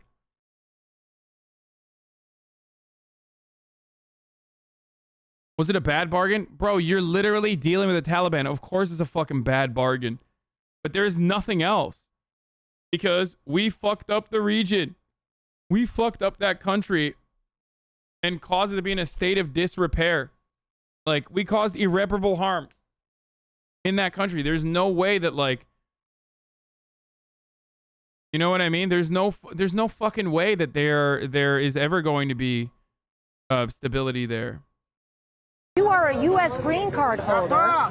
You should be allowed to get into that airport. But the problem is, I mean, your theory assumes that the U.S. government knew the Taliban would take over in 3 days. Yes, my theory does assume that. And my theory, I think, is correct.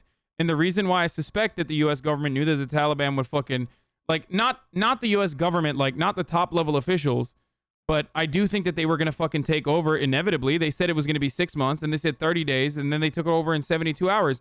Now, the reason why I think ultimately that the Taliban was going to take over no matter what was because they didn't even involve the Afghan government in the negotiations process, dude. They went to the Taliban, they went to the Afghan government, and the Taliban said, do not bring the Afghan government to the table. We do not give a shit. We're going to take over. Bro, they literally, they went to Pakistan and got a fucking top level mullah who is like one of the main fucking leaders of the Taliban out of prison, dude, to bring him to Camp David and negotiate with him. Like, well, why do you think they did that?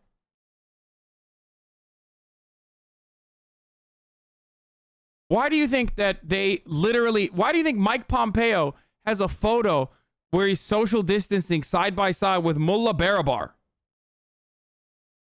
a person that they got out of a Pakistani prison, a Taliban leader that they literally personally got out of a Pakistani prison? How did that happen? Why did that happen? Are you guys crazy? They did that on purpose because they were like, all right, we're going to fucking, you know, we're going to give you Afghanistan. Don't be crazy. He got out for good behavior? Yeah, dude. That's literally that's totally what happens.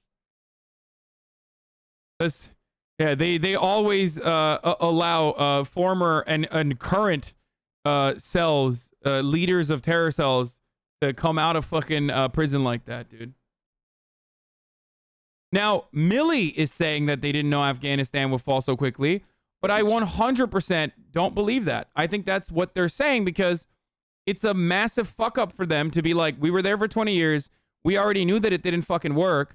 So then we negotiated with the Taliban and offered them Afghanistan. If they openly admit that, that is a gigantic fuck up. That's the reason why. They would rather look like idiots than look like fucking demons, okay? That's why they keep saying, oh, we had no idea. We had no idea this would happen. Don't be crazy, guys. Make one comment on the intelligence, because I'm seeing all over the news that there are warnings of a rapid collapse. I have previously said from this podium, not to be too much of a conservative, but like, what was he, too fucking busy reading Mao to read like any of the fucking security reports or even the Washington Post article that exposed that his military was like disastrously not equipped to fucking train the Afghan National Security Forces? Like, I'm sorry, dude. Were you learning about white rage too much? Is that why you fucking failed to see that? No, he knows. He literally knows, okay? I'm sorry. He literally knows.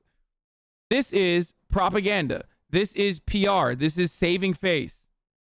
Okay? They're basically saying like, oh man, oh, who could have fucking thought that this would happen? If I'm a fucking idiot in America and I don't have access to like high level information, like highly classified information, okay? And I can fucking speculate from my goddamn living room that this was inevitable, and it was inevitable for many, many years, then of course they knew that too. They literally did. And also ironic because yes, if he read Mao, he would have known actually. So we have now exposed him as a phony fake Mao reader. Okay, he sounds, which makes him literally a leftist on Reddit. Okay, he is much like many of the leftists on Reddit. He also lies about reading Mao. So there is that. in sworn testimony before Congress that the intelligence clearly indicated multiple scenarios were possible. One of those was an outright Taliban takeover following a rapid collapse of the Afghan security forces and the government. Another was a civil war. And a third was a negotiated settlement. However, the time frame of a rapid collapse, that was widely estimated and ranged from weeks to months and even years following our departure. Nobody could have guessed how fast Taliban would win. Meanwhile, Noam Chomsky back in fucking May was talking about it. Yeah, here, I'll show you this. God, he looks so old. This makes me sad. It's a long shot. What do you? We can have a discussion later on about this. I don't know whether you want to make a prediction. What's the prediction? Assuming this quote unquote pullout happens September 11th, what do you predict for the next year or two or three? Don't claim any expertise in this, but from all the information that seems to be available, the Taliban will take over. The Afghan army will just collapse the way the Iraqi army did as soon as a couple of people started coming in pickup trucks and aiming guns at them. They just ran away. That's the U.S. created army. I doubt that it'll be any different in Afghanistan. Try to create an army the way we created. It's not going to be an army. So I presume they'll flee, collapse, hand over their guns, something or other. Pretty soon the Taliban will take over. It's a pretty ugly regime. We've seen it. Do you think that, well, that's the other thing I was going to ask. You don't think there's been any change to the Taliban? You think once they take over, it reverts back to what it was before? Well, there are reports that there are changes. I don't know. I think you really have to be on the ground to know that. Yeah. You know that the so-called expert analysts have mostly been totally wrong. Yeah. Okay. Well, it's that. Not. Yeah. It's certainly not an optimistic situation in any way, and the likelihood of the interesting thing is, I mean, of course, trying to go beyond the U.S. media in any way is sometimes difficult. But the reason I asked you is what the Afghan people want is that I can't find sources. Well, I'm not as to be fair, I haven't worked very hard to find them or hard enough, but I really have no idea of what the Afghan people want at this point, based on anything I read. I don't think anybody does. First of all, if you take polls, they don't mean anything. Yeah. I mean, if you take polls to a population that's terrified, yeah, what does it mean? They'll tell you what you want to hear.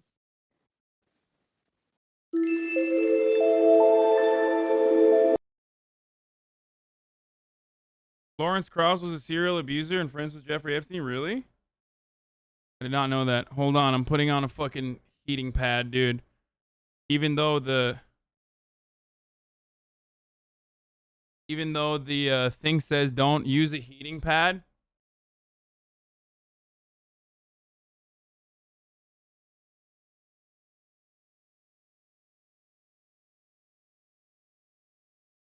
With the lidocaine, with like the lidocaine thing, but I have to.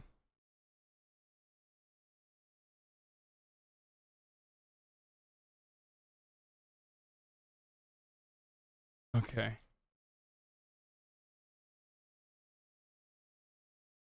The heating pad will make the pain worse? Why?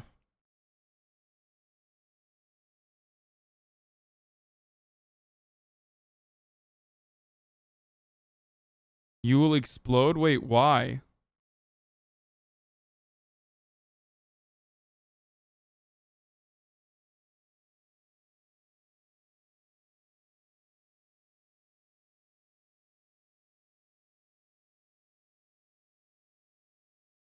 Because you can get burns by accident. Lidocaine numbs the back. It's fine.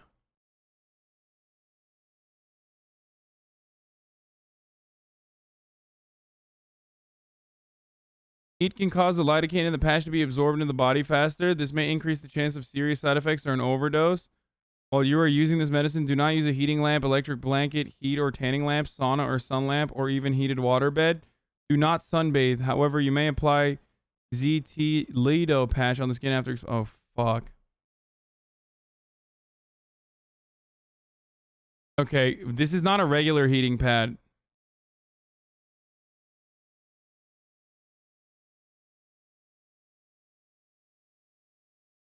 This is a lidocaine heating pad. and you might OD on it, I guess.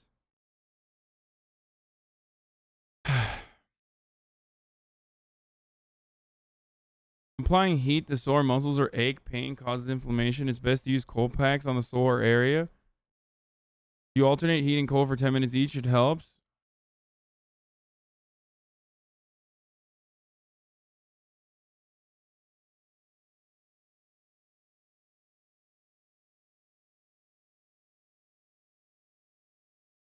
Call the Sackler family? Yeah, okay.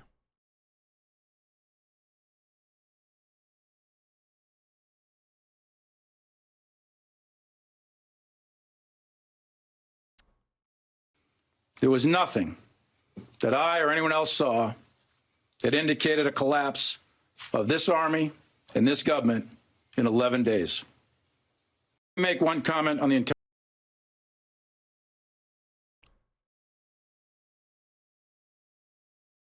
So, I'm sorry, but I don't believe when General Milley says he didn't know this would happen. It is such a chaotic situation, and the Taliban understands how this looks. The Taliban knows that having... Is it a 3% or 5% lidocaine patch?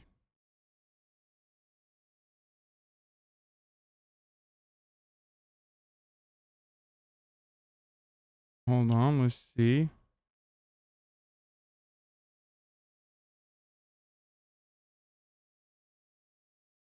Photo of it.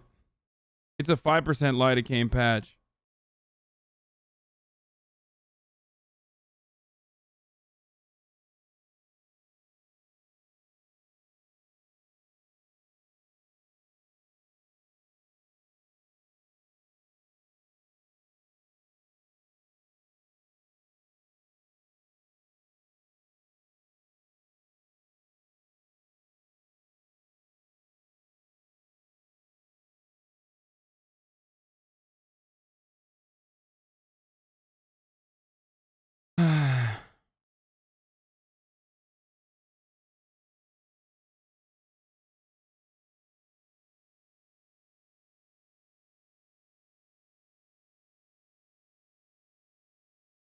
Might have to get an ice bath for your back. We'll see.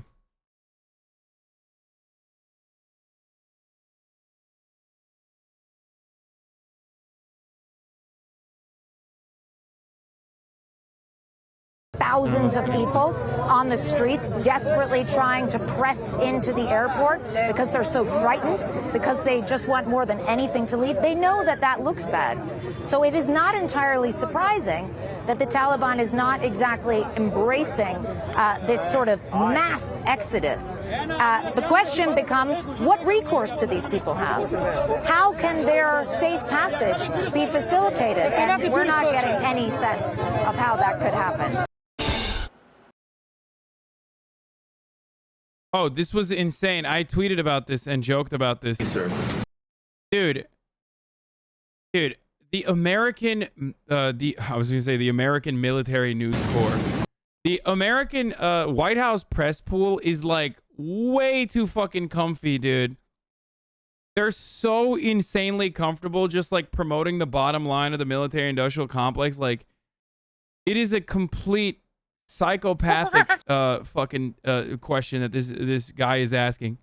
President Biden said that there were very few national security interests for the United States in maintaining some peace in Afghanistan. Would you actually reiterate that today? Would you say that there is no interest for us having some presence on the borders of Iran, on the borders of Pakistan, on the borders of near China? Would you, or Tajikistan? Would you say that we should just give that up? I would say that the president does not believe that the United States should be fighting and dying in a war for the purpose of sustaining American military boots near Tajikistan or Pakistan or Iran. No, I would say that that is something that is not. What you just laid out as a national security interest, we would. Who is that reporter? I haven't seen a single fucking person tell me who this reporter is. Would not agree that it is right to ask American soldiers to risk their lives for the purpose of maintaining a presence near Tajikistan. Yes. We should just give it up. Well, it's not ours, so yeah, dipshit, we should. I mean, it's nuts. That, like, what an insane question from the media to just like turn around and be like, shouldn't we have military presence in Tajikistan? It's like, what? Like, what do you mean? Like,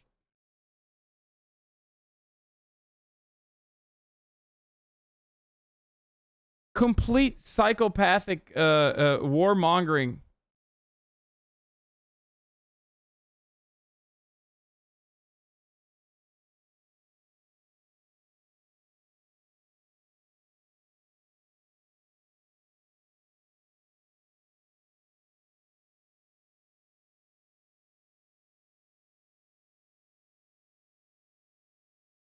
GOP status, the neocons are back, baby.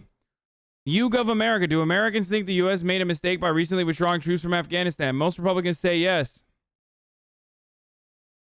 Of course they do, bro.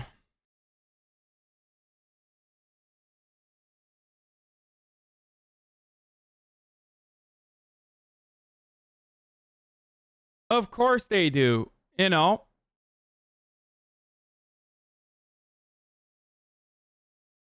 Look at that. U.S. adults say 33% say yes, 36% say no. Democrats 20% yes, 52% say no. Independents 37% say yes, 32% say no. Republicans 54% say yes, 22% say no. I wonder if you should ask them that question separately, saying like this is Donald Trump's plan. Like if you were to say,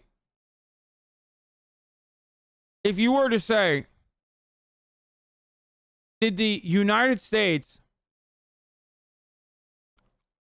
do a good job following, I mean, maybe Howard Mortman? Oh, yeah, and then the Democrats would say that the United States fucked up by following Donald Trump's plan. Don't get me wrong.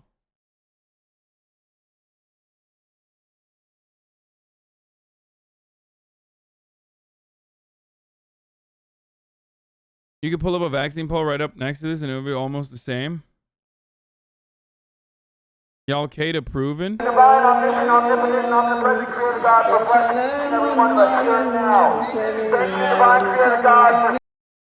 don't like this because for a couple different reasons. One, because like, I mean, these guys were like trained and funded by Americans. And two, like these guys, I don't even know if they were like capable of fucking taking over the American government. I don't even know if they were genuinely interested in taking over the American government. I think they were just like a bunch of angry hogs. Like the energy is the same, but you know, the Taliban are actually governing. You know what I mean? Like these guys, all they've known is like war. These guys, on the other hand, like, you know, I don't think they'd be able to govern a country, let alone figure anything else out. I don't even think that they would be able to get in if the police didn't just like open up the floodgates and allow them to come into the capital. Like the Taliban, they would have inevitably made it to Kabul, even if the fucking Afghan security forces didn't withdraw. They were inevitably going to make it to Kabul. Doesn't matter if it would take 6 months, 30 days, or 72 hours. They were going to make it to Kabul. These motherfuckers were not making it into the capital if it wasn't for the cops being like, all right, step right here, sir.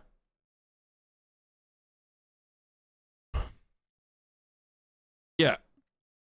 On the left, you have homies fighting, you know, blood pressure and chronic heart disease. On the right, you got homies that are trying to spread jihad. The world. The Taliban are sitting on $1 trillion worth of minerals the world desperately needs. By Julia Horowitz on CNN Business. The world desperately needs it. There it is. So to the people who fucking tell me that I'm wrong about the mineral supply in Afghanistan and why that's like the main reason, I just want to tell you, like, you are wrong and I am right.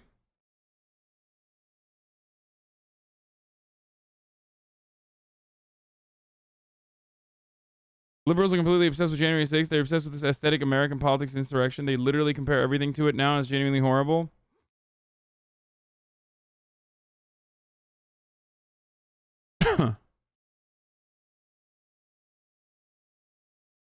Where were these minerals a week or a month ago? They were still being extracted from the ground, but there was not a lot of security for it. Okay, listen, guys. Guys.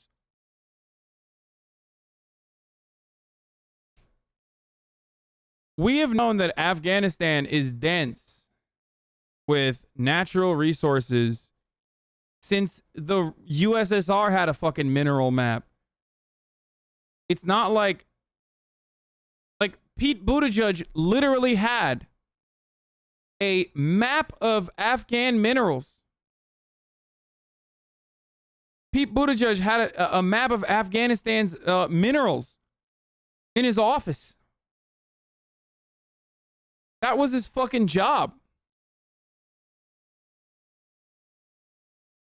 Can the Afghans mine these minerals themselves? Why or why not? Of course they can. They don't have the technical know-how, dude.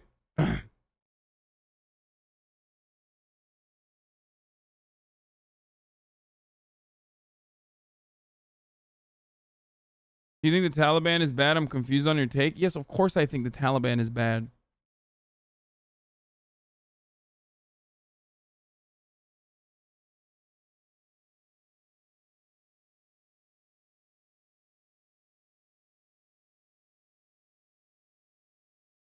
Yeah, I mean, here.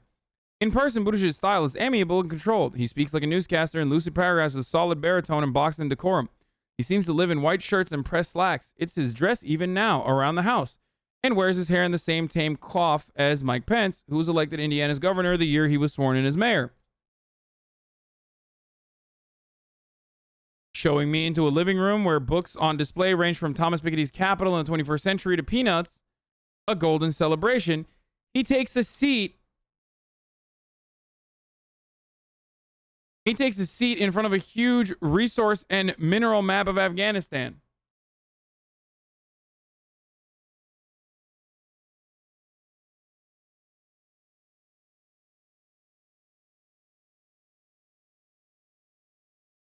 That's so strange. Remember, that was literally his fucking job in the intelligence community. Like when he was a part of the Navy, I believe, and also when he deployed, like his entire job was fucking resource management.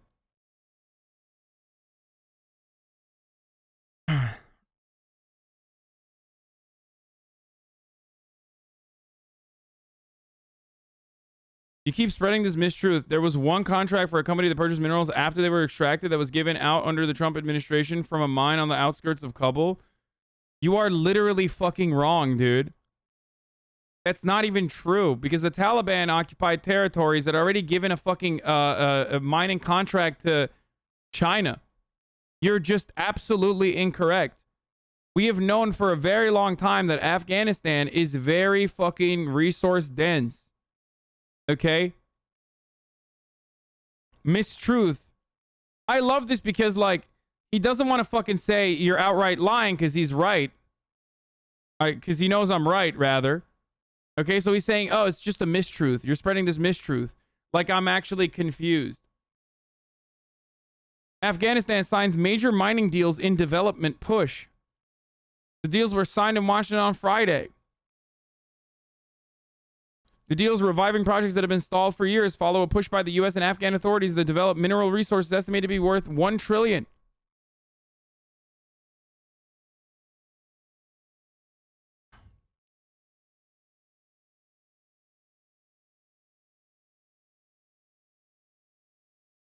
The problem, though, is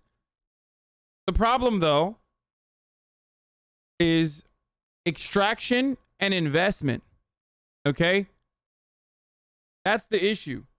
Nobody wants to invest in extraction and nobody wants to make refineries when the region is constantly fucking in a state of war. And Afghanistan does not have the technological know-how to be able to fucking put it together. Yeah, here are the obstacles, by the way. The obstacles, the main obstacles are literally security. Like, the number one obstacle is instability and lack of security. There's like obstacles in extraction, but those are the two main problems. Actual extraction, not easy. Been scouring the globe for investors to develop its mines in an attempt to lift one of the world's poorest nations out of misery through investment. Contracts have already been awarded to China and India to develop copper and iron mines, respectively, and another round of bidding is currently in progress for 4 unexploited sites that are being closely eyed by countries such as the United States, Australia, and Turkey. But the significant hurdles remain in the quest to turn Afghanistan's buried minerals into a steady source of income for the government and Afghan people. Security is still a major concern.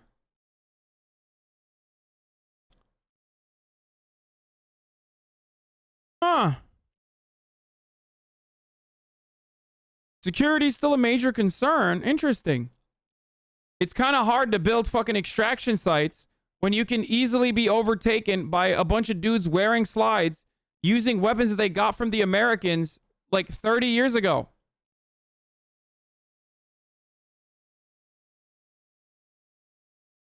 So you don't have stability and you don't have security, so you can't extract it. And then you don't want to build refineries. The reason why you don't want to build refineries is, again, the same concept. You can be intercepted very easily. Old article. Dumbass, this is in 2014. What the fuck do you mean? Or 2012. What, you think that changed? Yeah, it's about to change when the Taliban maintains stability for regional powers and global superpowers. That's part of the reason why I keep telling you that, like, they literally, having an old article in this situation actually works in my favor. That they knew since 2012 easily that Afghanistan had a lot of fucking resources. Unfortunately, though, they could not fucking extract those resources as a consequence of, the security concerns.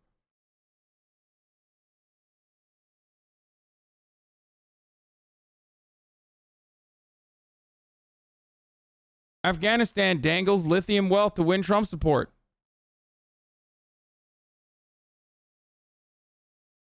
Unless you motherfuckers think that, like, minerals just pee-pee poof. Is that what you guys think happens to the minerals that don't get fucking, that don't get taken out of the earth? They just, like...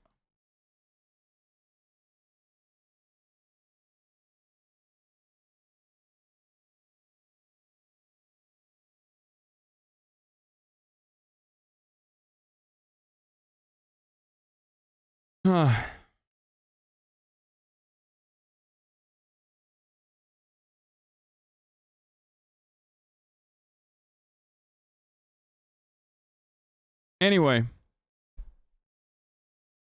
Yeah, you got a new Minecraft seed, so the minerals are in different locations now. They moved to Tajikistan.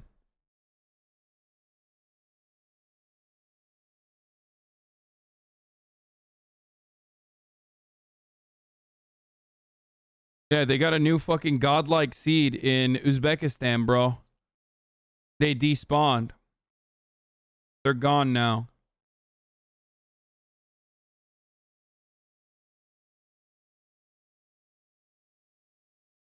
They think you're saying all the dying of U.S. troops was minerals. It was only for us to create the stability, which didn't work, and that's why we're leaving now?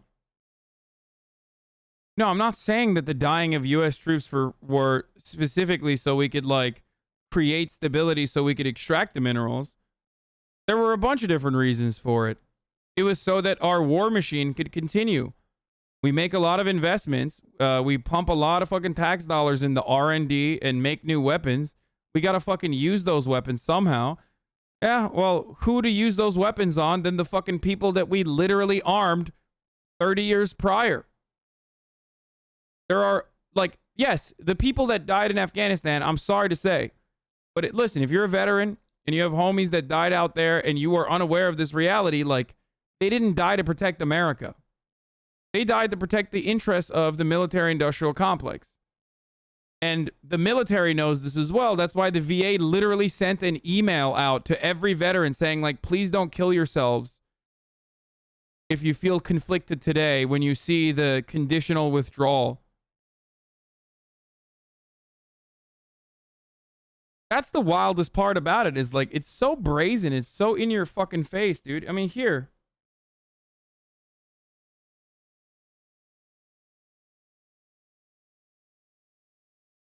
Two days ago, this email was sent out titled, Afghanistan, let's talk about it. Veterans from all eras are reacting to the events in Afghanistan, such as the U.S. withdrawal and the takeover by the Taliban. You are not alone. Veterans may question the meaning of their service or whether it was worth the sacrifices they made. They may feel moral distress about experiences they had during their service. It's normal to feel this way. Talk with your friends and families, reach out to battle buddies, connect with a peer-to-peer network, or sign up for mental health services. Common reactions. In reaction to the current events in Afghanistan, veterans may feel frustrated, sad, helpless, grief, or distressed, feel angry or betrayed, experience an increase in mental health symptoms like symptoms of PTSD or depression, sleep poorly, drink or use more drugs, try to avoid all reminders or media, or shy away from social situations. Try to avoid reminders, have more military and homecoming memories. Veterans may question the meaning of their service or whether it was worth the sacrifices they made. Newsflash, it fucking wasn't. It literally was not. This is fake? It's from... What do you mean this is fake?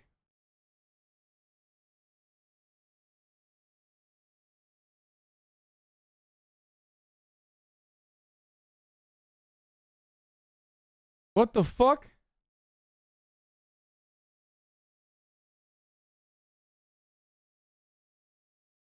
So if you do have like veteran friends, this is your opportunity to talk to them. If you yourself are a veteran, this is an opportunity to reflect. Okay? It really is. You should 100% talk to them and tell them that, like, unfortunately, this is the reality. So if you want to stop this, take the next fucking steps. If you want to prevent this from happening, if you want to prevent what happened to you from happening to millions of other young men and women that are being preyed on, or in some instances are duped into joining the military, or they just come from like fucking chud ass like military families. Tell them that America is not engaging in a war of peace, or America is not doing this for any sort of like moral good. And they're doing this exclusively for the fucking bottom line of the American military industrial complex's personal gains. How could you fucking see this email, see the betrayal, and not recognize that this is like you got fucking duped. You got fucked over 100%. Now, a lot of veterans look at this, and unfortunately, because there's a lot of fucking chuds in the military, let's be real, and veterans will tell you that. Veterans, especially in this community, will tell you most of their fucking friends in the military are oftentimes gigantic chuds. They see this and they go, that means we have to be there permanently, brother. Like, we got to keep doing it. That's wrong. So reach out to them and fucking try to explain to them, like, no, dude. All you're doing is putting other people in that same fucking awful situation that you were in. So they themselves, if they're lucky enough to be able to survive and get like fucked up in the brain, to feel that same betrayal years down the line. It's the truth.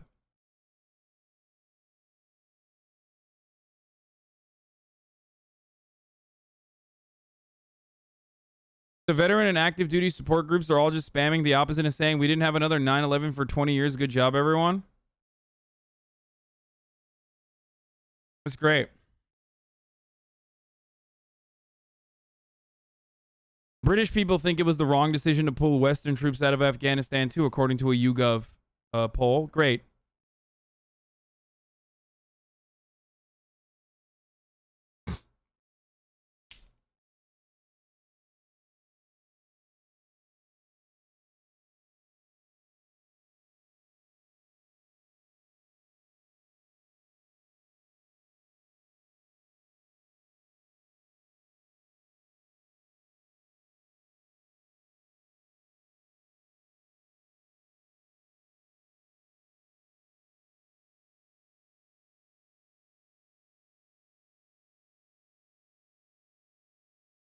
You're shocked that a country with presidents all around the world at one point thought it was wrong to pull out of a country? Lol. Yeah, I don't really go to the British for most veterans joined solely because of 9/11. That's not even true. It was true fucking 10 years ago or 15 years ago. It's no longer true. That's why military recruitment numbers are fucking down, because you can't drum up nationalistic fervor amongst the younger population. It was true post 9/11.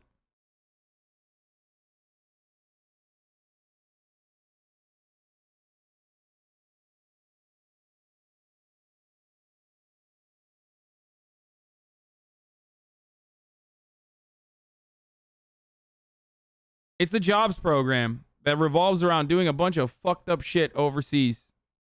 Sorry, that's the reality.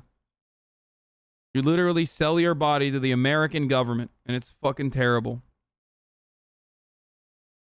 Engage in positive activities. Stay connected. Practice good self-care. Stick to your routines. Limit media exposure. Use a mobile app. Yeah, dude. Here's a mobile app because, you know, and some fucking takes on self-care.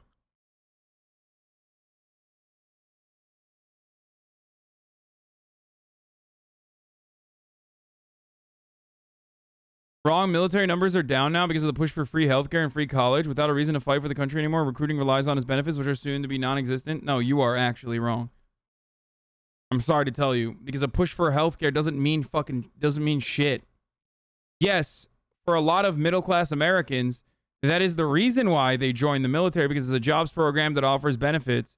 However, we don't have healthcare. If we did, then it would be a little different. Then you would actually see the numbers wither away. But the real reason for why the military numbers and the military recruitment practices getting like more predatory, and the military going to like younger and younger people and like fucking doing esports and shit like that, is literally so that they can combat the like low nationalistic fervor that Americans have.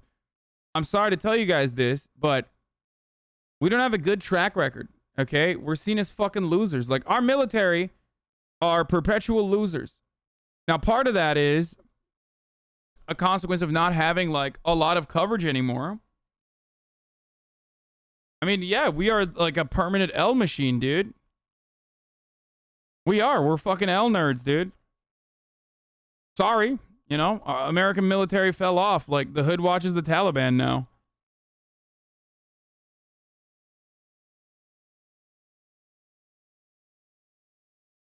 Because we are L nerds. As like the American people are fucking L nerds. The American military are L nerds, but it's a W overall for the military industrial complex. Don't get me wrong. Yeah, I know people like this too. I enlisted because I was a drug addict and it saved my life. Yeah, I know someone like that.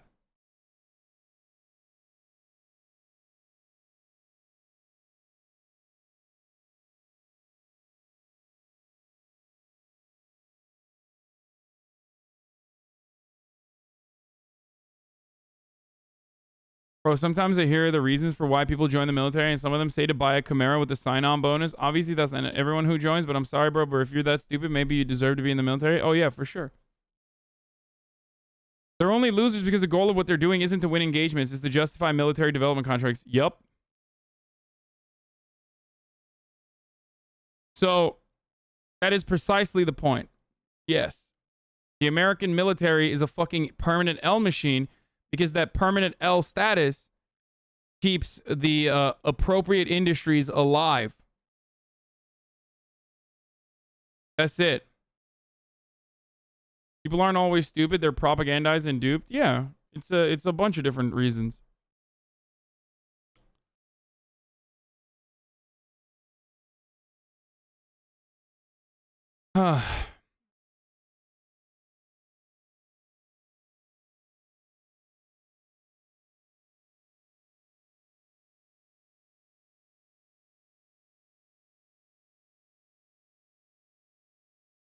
I don't really care to hear what Tucker Carlson has to say, to be honest.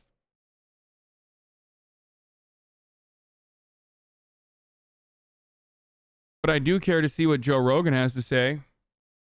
So let's go to my favorite foreign policy advisor, Joseph The Brogan. Joe Rogan experience. The Taliban have taken over Afghanistan. That's a creepy that one, looks weird. Isn't that dude like some fucking weirdo reactionary failed rapper guy who like was I'm gonna be a woman for a day and go work out and do deadlift and break deadlift records to show what it's like and that trans people are faking it. Yeah.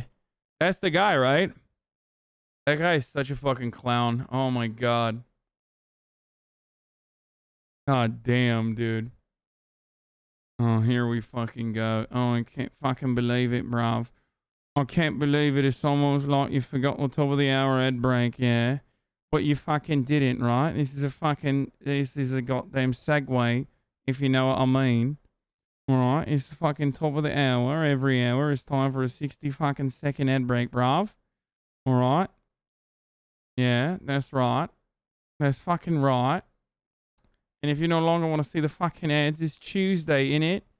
All you need to do is fucking subscribe. You got a license for that fucking ad break? Yes, I do. You want to fucking no longer see the ad break? All you need to do is subscribe for $5 dues or for free. Twitch Prime is fucking free if you go to fucking...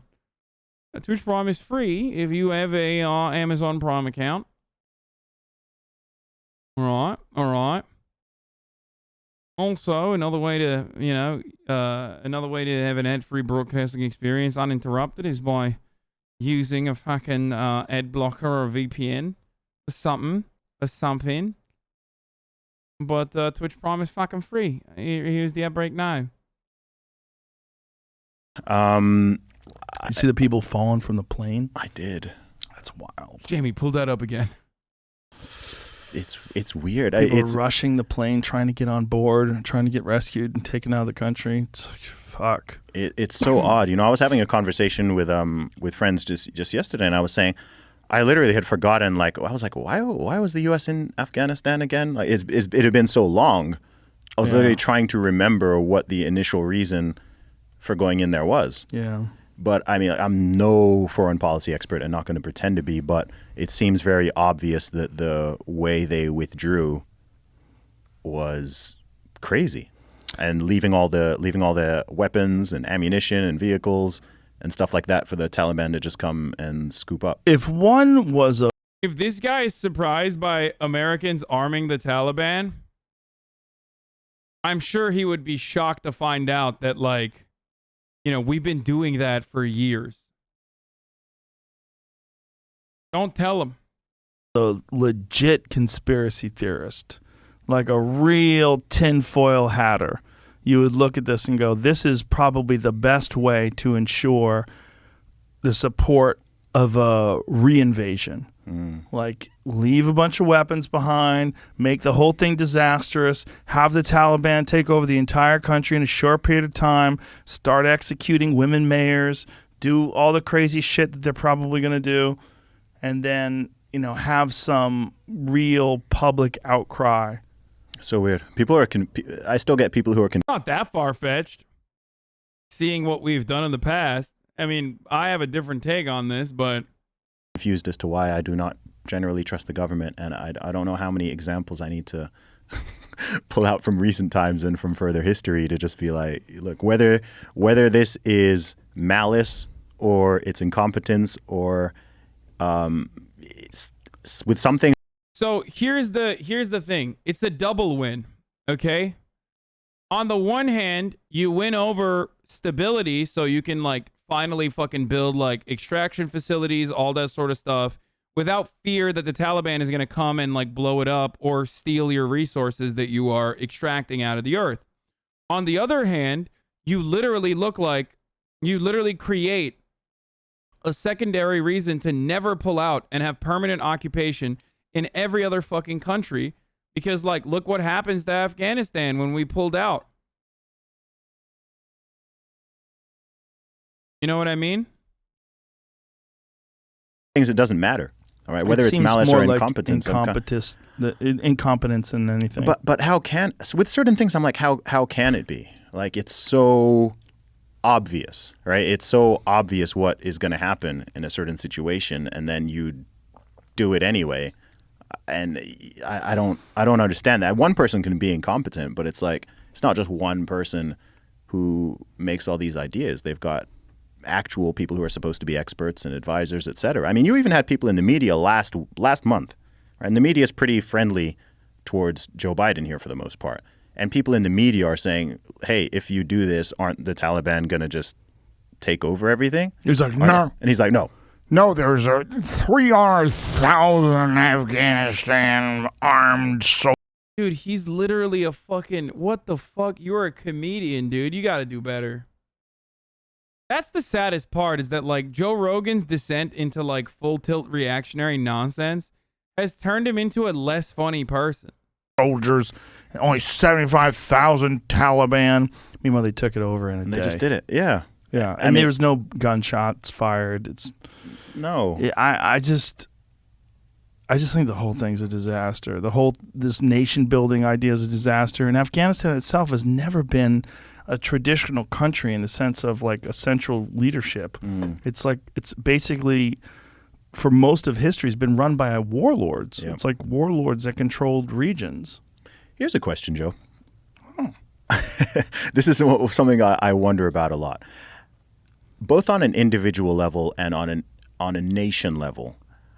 How much and at what point should, say, a country get involved with the affairs of another one? Where It's do you a think good that question. line is? Well, it should be probably we should have levels of atrocity that are intolerable, right? Where it's like Nazi Germany type levels. But if that's the case, why are we not invading North Korea? Because North Korea, if you talk to Wyoming Park or any of the people that have escaped from North Korea, it's... What? Dude, your brain on like American libertarianism is so... It's spicy, dude. Like, it's fucking scary, dude. American libertarian brain rot is just nuclear grade enriched uranium levels of brain rot, okay? Like, why don't we fucking invade North Korea? Like, why would we invade North Korea, man? Are you fucking insane? Like, that's fucking insane, dude. He's like looking at how fucked up. First of all, I mean, I guess he's not even saying that, but even using that as an example is psychotic, because like, why does North Korea exist in the way that it does currently? Like, if America wanted to stop all of these like, psychotic developments, and I do believe like Jusha, if you think about it, is not necessarily materialist in nature, and more so an ideology formed out of Marxist-Leninism, but has turned basically into a theocratic monarchy, okay? Self-reliance, on the principles of self-reliance or whatever. I know people are going to get fucking tankies, are going to get mad at me now, but like, holy shit, you seriously don't get what he's saying? He's just saying, if we're going to play world police, why pick fucking Afghanistan over something like North Korea? Because even that part is psychotic, dude. No, if you want to play world police, we got to police America, dude. Oh my God, you're such a lib. Yeah, I know, dude. No, you're right. Jusha is actually totally a valid fucking orthodox Marxist principle. Thank you, guys. It's essentially a form of Holocaust. There's people that are in concentration camps. They've lived their whole lives there. Their children will be born there. There's people that are starving to death. There's people that are cannibalizing people. It's a weird, fucked up, horrific situation over there. Yeah. And there's no plan. Tanks get mad at you because you never offer support for anti-imperialist and socialist countries. I mean, the best support that you can offer to fucking Venezuela or North Korea, which, by the way, is like not even on the same league, is to offer them the freedom and allowance to be able to trade around the world unrestricted, and to be able to cooperate in the fucking marketplace, the global marketplace. That's just the immediate reality. Lift the fucking sanctions. Like, that is 100% my take, by the way. Don't get me wrong.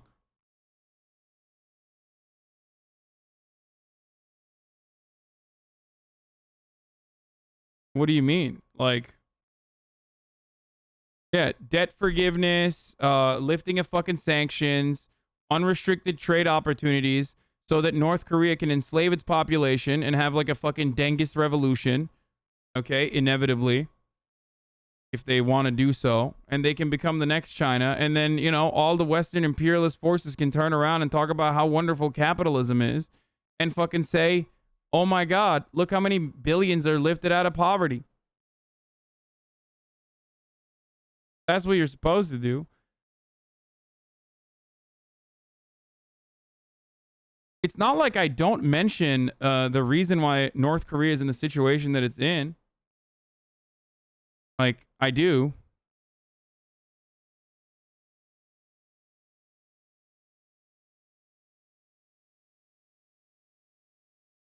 North Korea is not Marxist-Leninist. What are you on about? I don't think so. I don't think it is. I think there are delusional weirdos, though, that learned everything they learned from fucking memes on Left Book, and now they unironically believe that, like, North Korea is an anti-imperialist power and that, like, they are a socialist formation when it's not.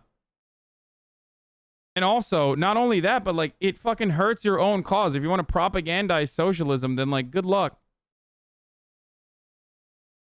You have North Korea info from Vice? No, bro. I swear, bro. Listen, bro. I watched fucking Getting a Haircut in North Korea, bro, by those Australian guys, bro. I promise, dude. They're eating hamburgers every meal.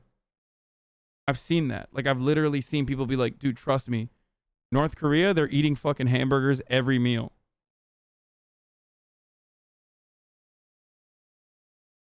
To do anything about it. Yeah. But yet, we keep talking about doing things in the Middle East. And there's a lot of resources in the Middle East that may or may not be a motive to being there. One of them is drugs. Yeah, just throw Koreans under the bus to sell socialism to libs? What? I'm not throwing them under the bus, you fucking idiot. Why are there so many idiots? Okay, we're done. We're done. We're not having this conversation. You're only making yourself look like a fucking clown ass, which you are. You are literally a fucking clown. At least just defend Cuba. Like, that's it. You don't have to fucking talk about North Korea. Just literally defend Cuba. You have an example of a nation that's been able to maintain its autonomy literally in our fucking backyard, despite, like, imperialist intervention for nearly a fucking century at this point. You know what I mean? Why do you have to fucking literally point to North Korea, you idiot? It makes me so mad. Like, it just, like, it's so fucking sad, dude.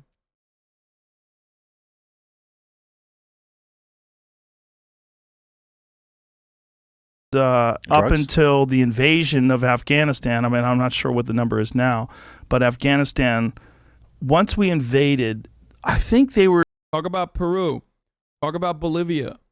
Talk about Latin American countries that have been able to withstand nearly a fucking century of brutality from Americans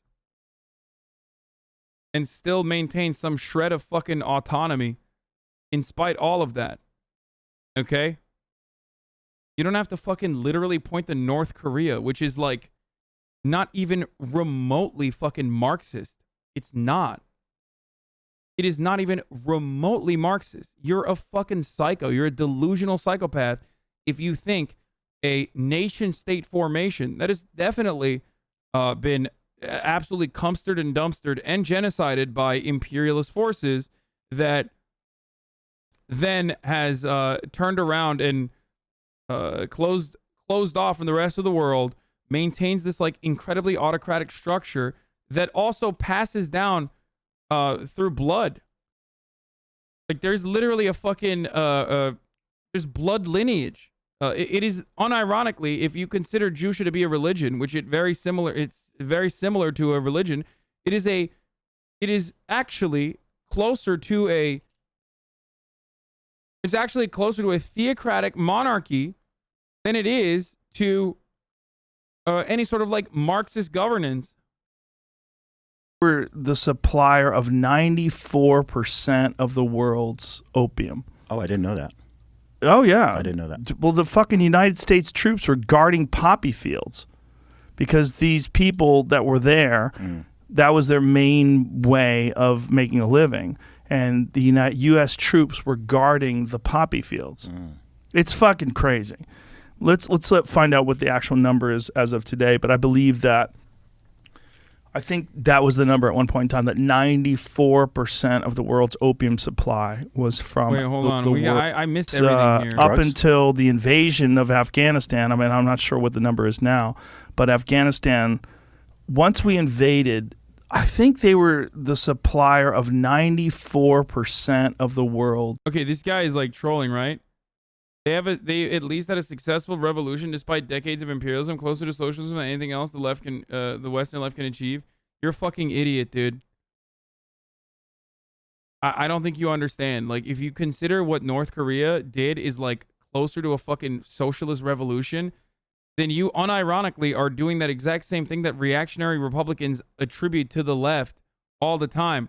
My favorite thing, my absolute favorite thing, is when dumbass fucking lefties will literally just like adopt the same shit that right-wingers will yell at left-wingers about.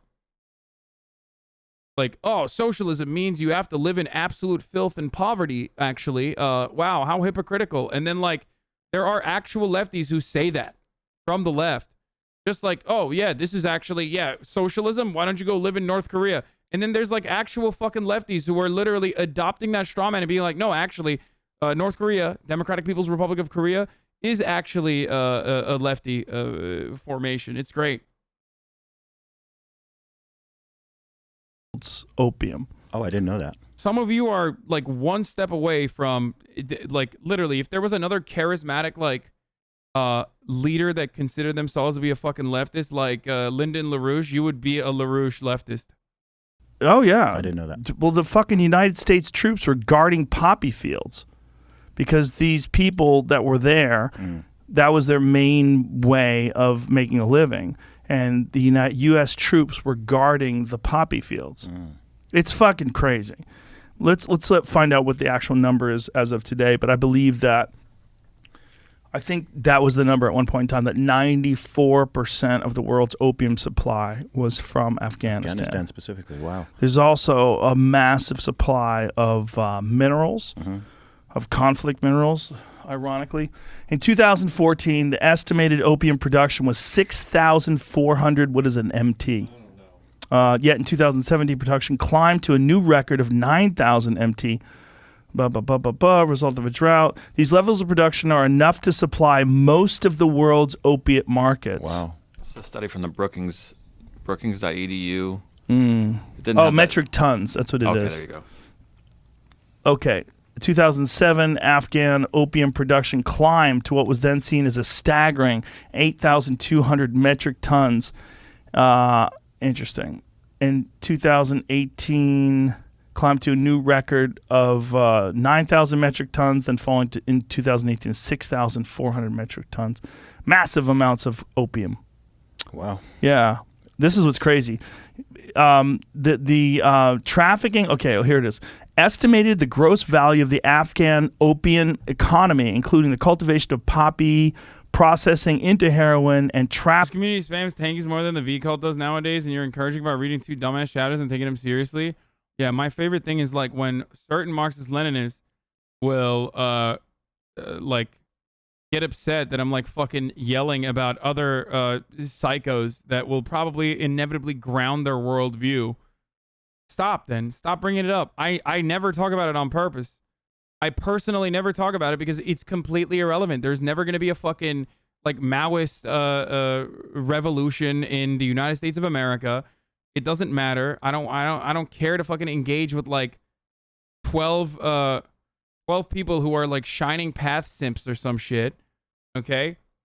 So it personally doesn't matter to me, which is precisely why I don't talk about it. But those guys are like so stupid. Anyway, sorry. Yeah. This is what's crazy. The trafficking, okay, here it is.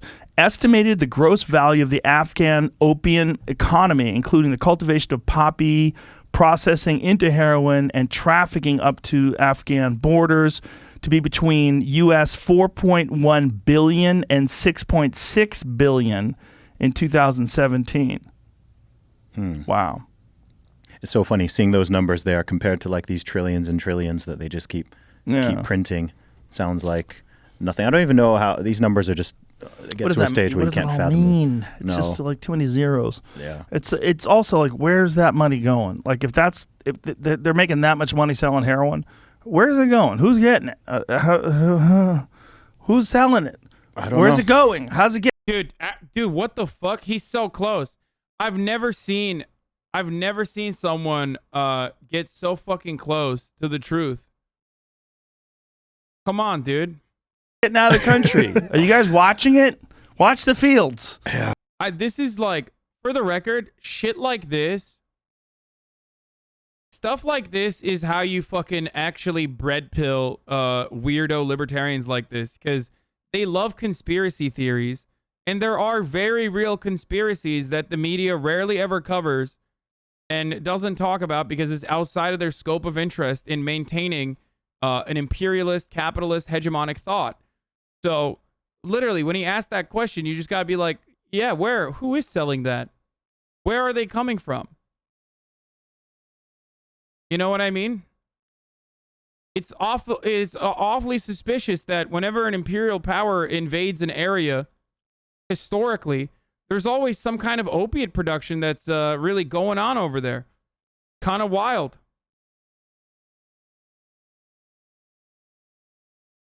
A lot of these people, unfortunately, are really interested in conspiracy theories. So I've often thought about like selling the idea of like selling dialectical materialism as a conspiracy. You know what I'm saying? And I feel like it would work. Keep an eye on it. I have no idea, man. The world is such a weird place and always has been. I did listen to that podcast you did with Yeonmi Park, which was amazing. Amazing, by the way. Yeah, it was wild. North Korea it blows my mind that here in 2021, with everything, you know, we're doing and whatever, that there's just one country out there that we know like almost nothing about. It's just blacked out, totally disconnected from the world.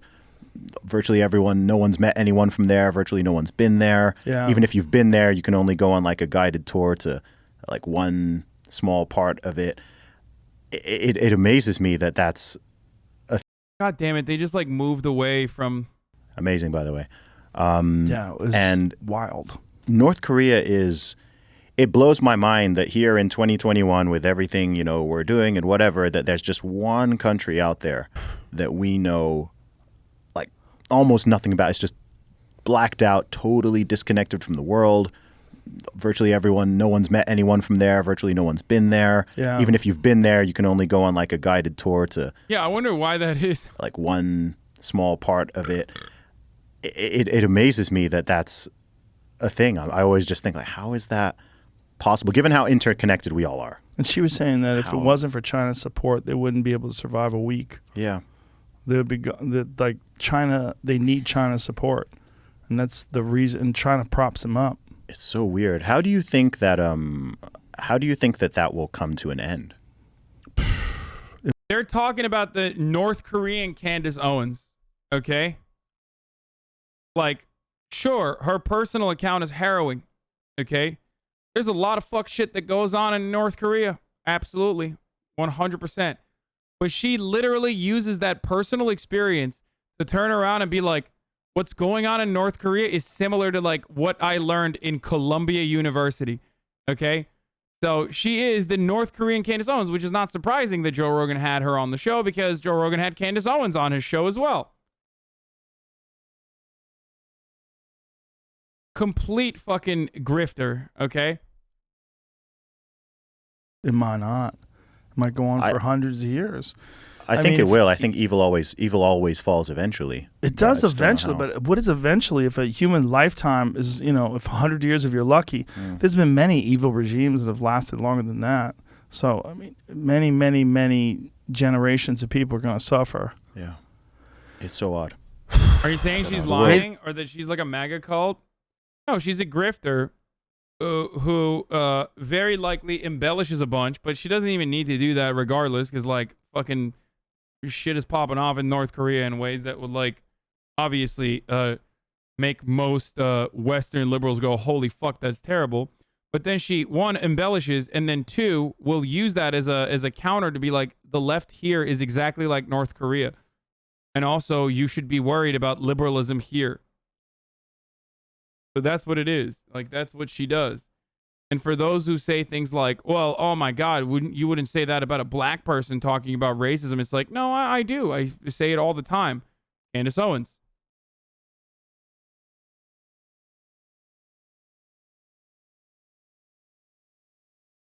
They can't do anything about it. The thing is, like, they're starving. They have no access to weapons. The government has full, complete control of them. And when you pass the borders, they have landmines set up. So if you're making a run for it, you're gonna fucking blow up. And do you know what's China's interest with keeping or allowing it to stay that way? Is there some benefit to them? That's a good question. Because I know that they're propped up by China, but why would China want? You know, why would they want it to stay like that? I don't really understand that.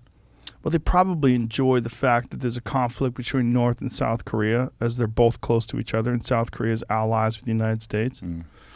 You know, China has their fucking tentacles in so many different things, man. It's wild. I got some more numbers here for you Yeah? that help with the Afghan thing. Oh, This with is from Wiki, the but they're opium from like thing? from the Afghan papers. I think is where a lot of this information came from. As of 2017, opium production provides about 400,000 jobs in Afghanistan. Yeah, North Korea is a buffer zone for China. That's why China has. That's why China props up North Korea and doesn't allow them to fucking wither away and you know, destroy itself for being completely fucking forced out of participating in any sort of like global marketplace.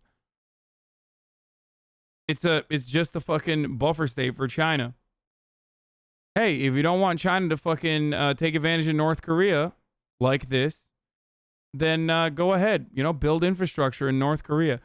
This is what triggers the fuck out of me whenever people are like, China's engaging in vaccine diplomacy, or China's engaging in, the One Belt, One Road initiative. Okay, then you fucking build roads, dude. How about that?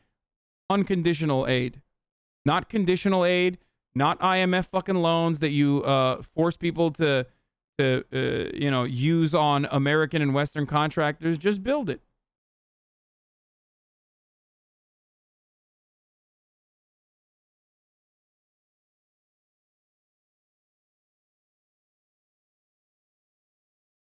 Afghanistan. More than the Afghan National Security Forces, the opium trade spiked in 2006 after the Taliban lost control of the local warlords. 93%. 93% of the non-pharmaceutical grade opiates of the world. You know how, I don't know if you guys have ever heard this take before, but aren't Chinese investments ultimately conditional too? Oh yeah, for sure. It's a fucking global superpower. Of course it's conditional. I'm not making the mistake of saying that like China's doing this for fucking, honest and peaceful and beautiful reasons. No, they're doing it because they want to fucking make money. They want to extract all the natural resources and use it themselves and become the global superpower instead of America, as America is on its like deathbed as a dying empire. Sorry, people get mad at me when I say this, but America is a dying empire. So here's, before that I was going to say another thing. God damn it, I'm forgetting. Oh, there's this saying where like, ask a socialist, what their worldview is, and they'll describe it to you perfectly. Ask a capitalist what the failures of capitalism is, or what their I fucked that up. I butchered it. I totally butchered it. I fucked it up. What was it, dude? God damn it. Warger, you fucked me up, dude.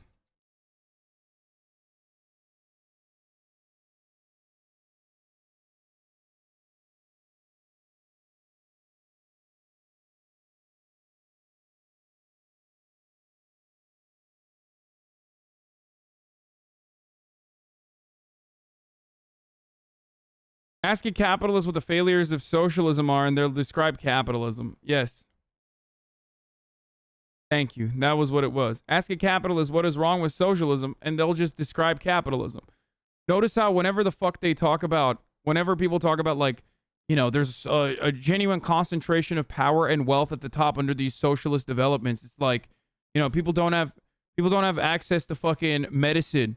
People don't have access to food. People don't have access to shelter. It's like, yeah, dude, that's happening. Like, that's the whole thing that's happening here. That's what we want to fucking, you know, change. And it's the exact same fucking concept with China. Ask an American why they're fucking terrified of... Ask an American why they're terrified of China, and they'll describe America, okay? Just like if you ask a conservative why they're terrified of minorities, they'll describe being treated like one by themselves, okay? By people that will behave the same way that they have done for many years. It's just how it is. It's the same energy. That's why I always find it funny when people are just like, isn't it ask a socialist what's wrong with capitalism and they'll describe it perfectly? Ask a capitalist what's wrong with socialism and they'll describe capitalism. Yes, that's what it was.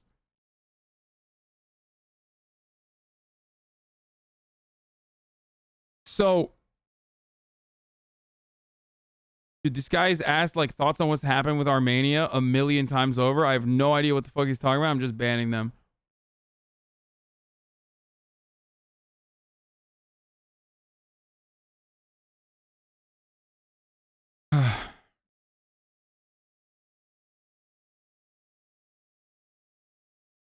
Like, there are so many reports about, there are so many reports coming out of like our Warhawk media about how like China's doing this, China's doing that, China's doing this, China's doing that. And like every fucking time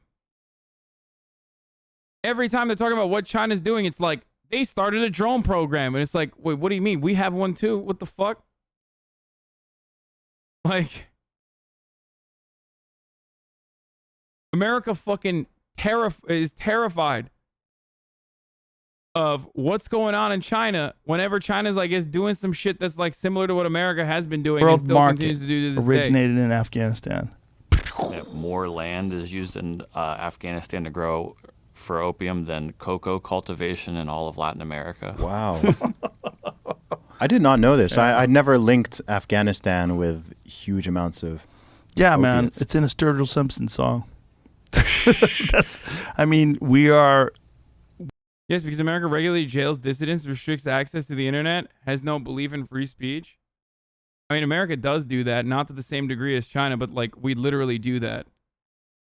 The neoliberal system of control is significantly better than an authoritarian one. Don't get me wrong. This is a point I make routinely. I would, like, if I was, God King for a day, that's my preferred method of control. Okay, but yes, we fucking totally jail dissidents. We do that. Like, the fuck do you mean? Not Twitter bans, dude. No, I'm not talking about that. Motherfucker, look no further than like what America has done historically to, and even in like modern day, to whistleblowers. What, you think we're so nice to whistleblowers, dude? Yeah, Edward Snowden, Chelsea Manning, Julian Assange. The fuck?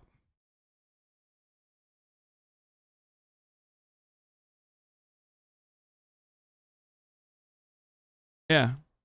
Think about what happens to dissidents in America. You know, oh man, the Chinese government is so bad. It's like, oh yeah, I didn't realize Fred Hampton still was alive and well. MLK, Fred Hampton, Malcolm X. You want to know what America does to political dissidents? They just call them terrorists. Okay? Not all of them, obviously.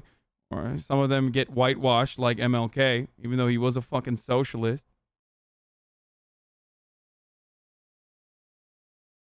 We're repeating what happened in the Vietnam War, right? In the Vietnam War, that was a big part of what the Vietnam War was all about, was the heroin. 2 days ago, I had Mike Preisner on, Iraq War veteran. and fucking, you know, member of the PSL, literally talked about how he got arrested 3 times outside of the White House for fucking doing a protest. You know what I mean? And people in here are like, what do you mean? I don't get it. Like, fucking what? Trade. That's what's going on here, man. Yeah.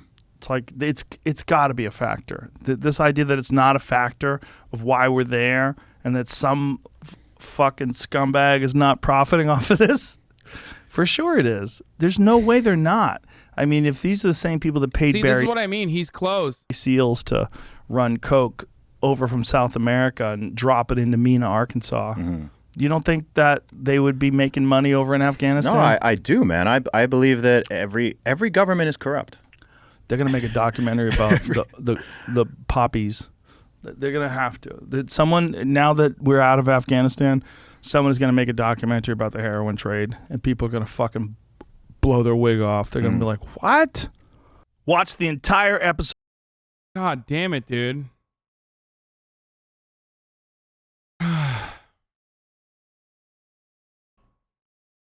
Yeah, but there's no equivalence between the U.S. and China. The U.S. is a liberal state, whilst China is committing a genocide on Uyghurs.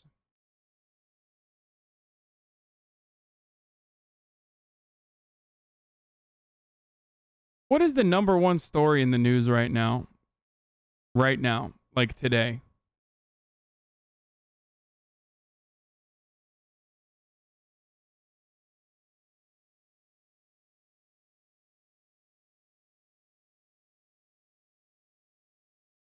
It's one of our many horrifying foreign policy endeavors. We're literally watching a video titled Afghanistan and US Intervention Policies. This motherfucker's like, dog, I mean, what the fuck?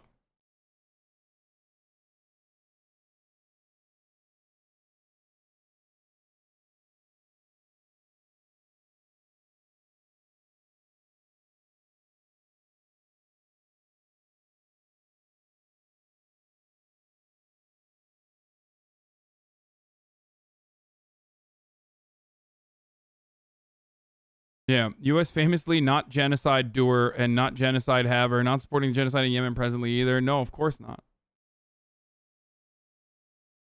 Don't you get it? Genociding foreigners is fine. Genociding domestic people isn't fine unless they're illegal. Then it's still fine. Well, also, genociding domestically or mass enslavement of a group of individuals with a constitutional carve-out that legalizes slavery is also totally fine. You know, it's labor camps if it's elsewhere, but it's just a regular prison, just a regular old federal prison if it's in the U.S., baby. We house a quarter of the entire world's prisoner population within our borders. We have the highest prisoner population per capita. Fucking wild that people literally say like America's more free than everybody else, brother. Those people deserved it.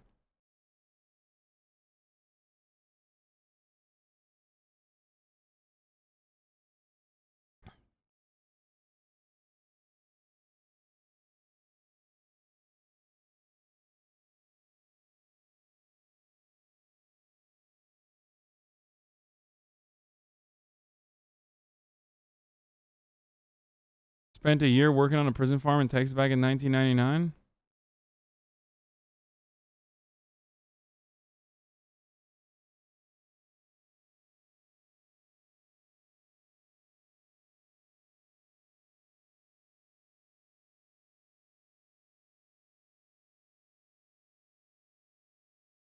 Biden is clapping at anti-school mass governors. Biden, I'm directing the Secretary of Education and educator himself to take additional steps to protect our children, Jack.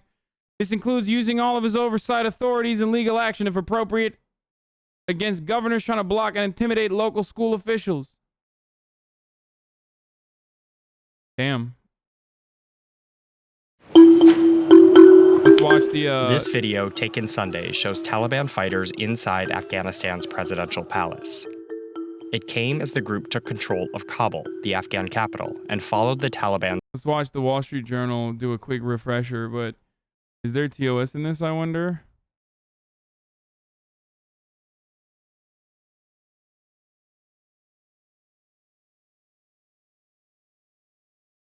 I'm pre-scanning real quick.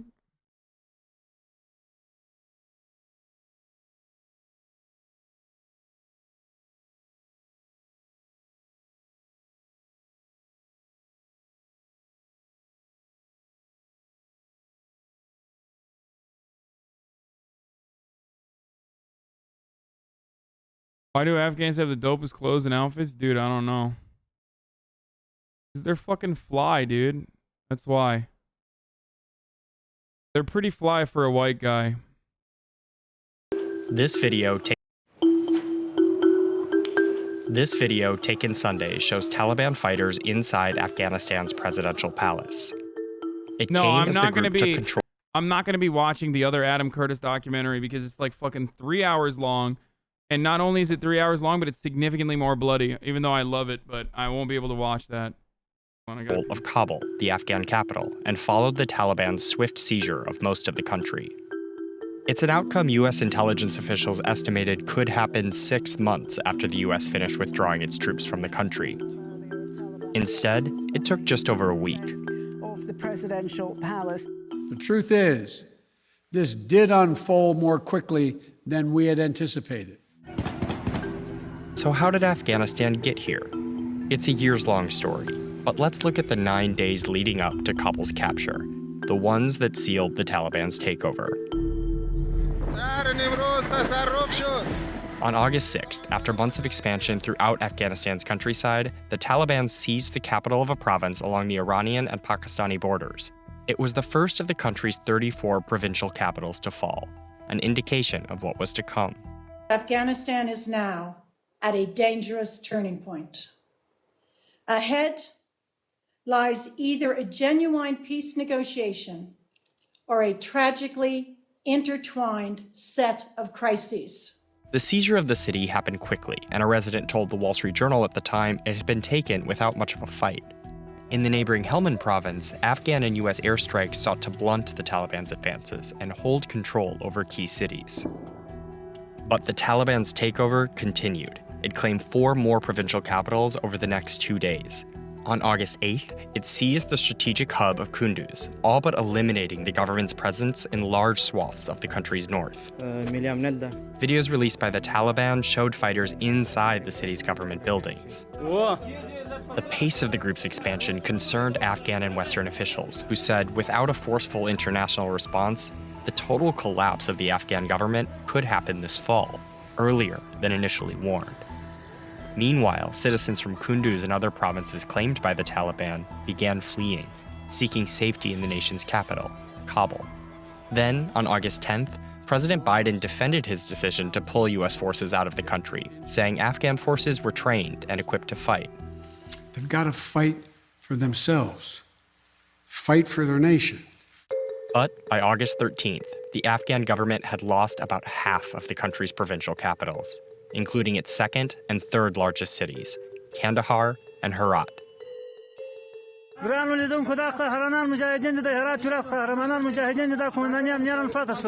After 20 years of war, much of what the U.S. sought to accomplish in Afghanistan crumbled in just 1 week, and many of the cities were taken without a fight, with Afghan soldiers surrendering to the Taliban, taking advantage of the group's promises of amnesty.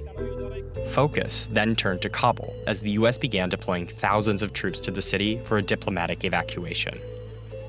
Then, Afghan President Ashraf Ghani addressed the nation for the first time since the Taliban's takeover of the provincial capitals began, saying his priority was to remobilize Afghan security forces and defend Kabul. But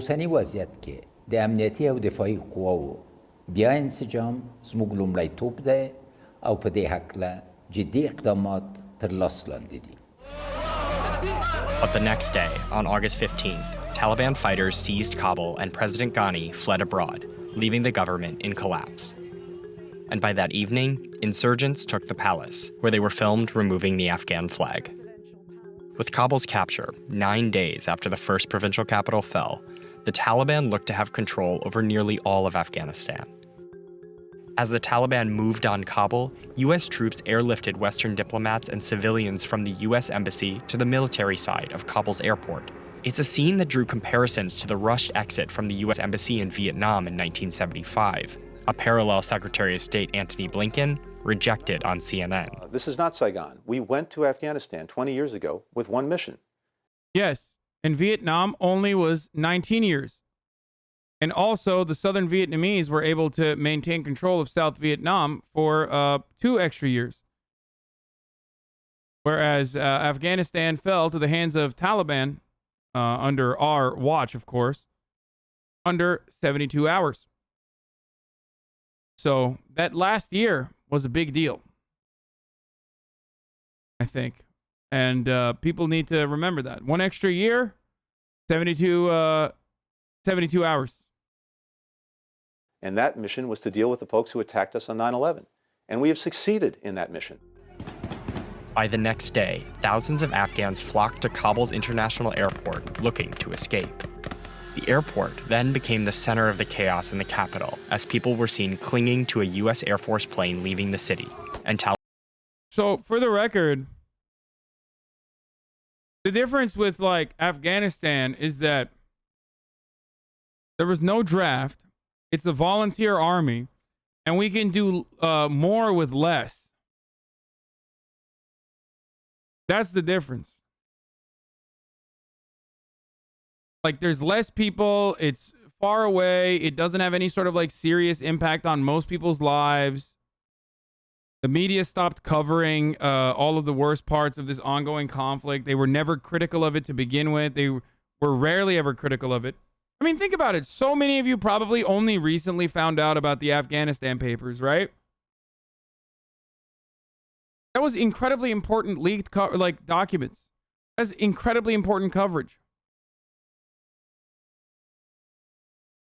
Like, the media didn't even fucking hold Joe Biden to account when Afghanistan policy was at the forefront of the conversation during the election cycle.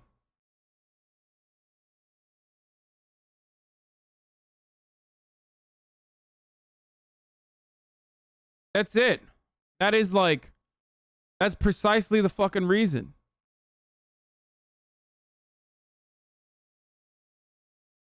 The media is never ever impartial, of course. They are imperial.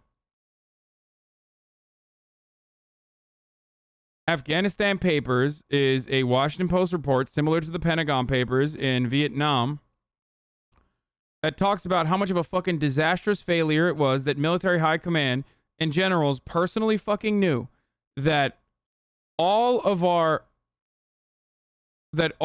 efforts in, like, training the Afghan security forces were just completely bullshit. It was not working. They were killing U.S. troops when they turned their backs on them. And that it was just absolutely fucking a pathetic display. And it was just a waste of money.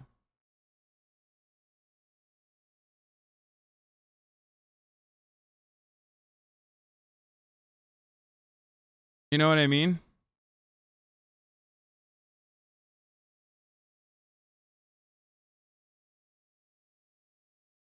Taliban gunmen roamed the streets outside. At least 8 Afghans were killed on Monday at the airport. Amid the violence, President Biden addressed the U.S., again defending his decision to pull U.S. troops out of Afghanistan. If anything, the developments of the past week reinforced that ending U.S. military involvement in Afghanistan now was the right decision. For now, however, Biden has authorized a temporary deployment of troops to the country to secure the airport and help Afghan allies evacuate. The Taliban, meanwhile, saw the first challenge to its rule, as hundreds of Afghans... Holy shit, how the Taliban expanded Afghanistan during America's longest war. What the fuck? Why is Wall Street Journal spitting right now? I mean, this might have a lot of TOS, actually, but...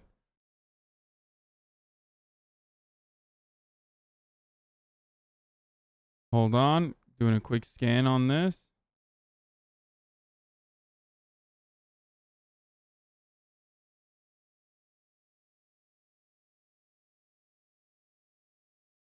Bruva RXX, thank you for the 5 Get the subs, my friend.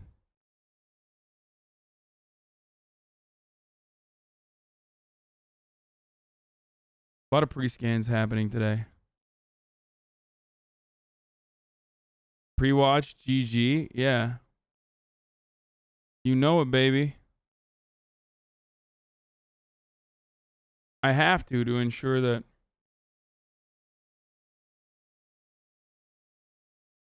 It is rather surprising when I see Wall Street Journal of all outlets like offer like straightforward cover. I mean, I'm sure this won't be straightforward. All right, let's see. May 1st, 2003. The U.S. I mean, first of all, they're starting in 2003. When they're talking about like the Taliban's expansion in Afghanistan, you can't start off on 2003. You know what I mean? There's like 30 prior years of shit that's popping off before we get there. U.S. declares victory in Afghanistan. The bulk of this country today is permissive. It's Donald Rumsfeld, I'm sorry for pausing so much, but when he fucking declared victory, the Afghanistan papers ironically showed, okay, that he was openly stating that he did not know who the enemy targets were, that there were no good visible enemy targets. 2 years in, literally as he was saying this on camera, behind the scenes, he was talking to other commanders like, I don't know who the fuck we're killing in Iraq and Afghanistan.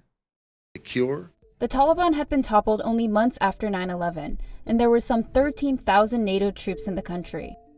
Fast forward nearly 20 years. American soldiers have left, the Taliban have come back, and the United Nations says civilian deaths of women and children in Afghanistan have hit record levels. While it's difficult to map exactly how much territory the group actually controls, limited data suggests it's more than half of the country, with the insurgents claiming authority over major border crossings and infrastructure. Many people, both inside and outside the country, have been surprised by the speed and the scale of the Taliban's advances and by how fragile the Afghan government's authority is looking. It's time to end America's longest war. It's time for American troops to come home. Before Biden ordered America's troops to leave, the U.S. had been trying to exit for a while. And by the end of next year, our war in Afghanistan will be over.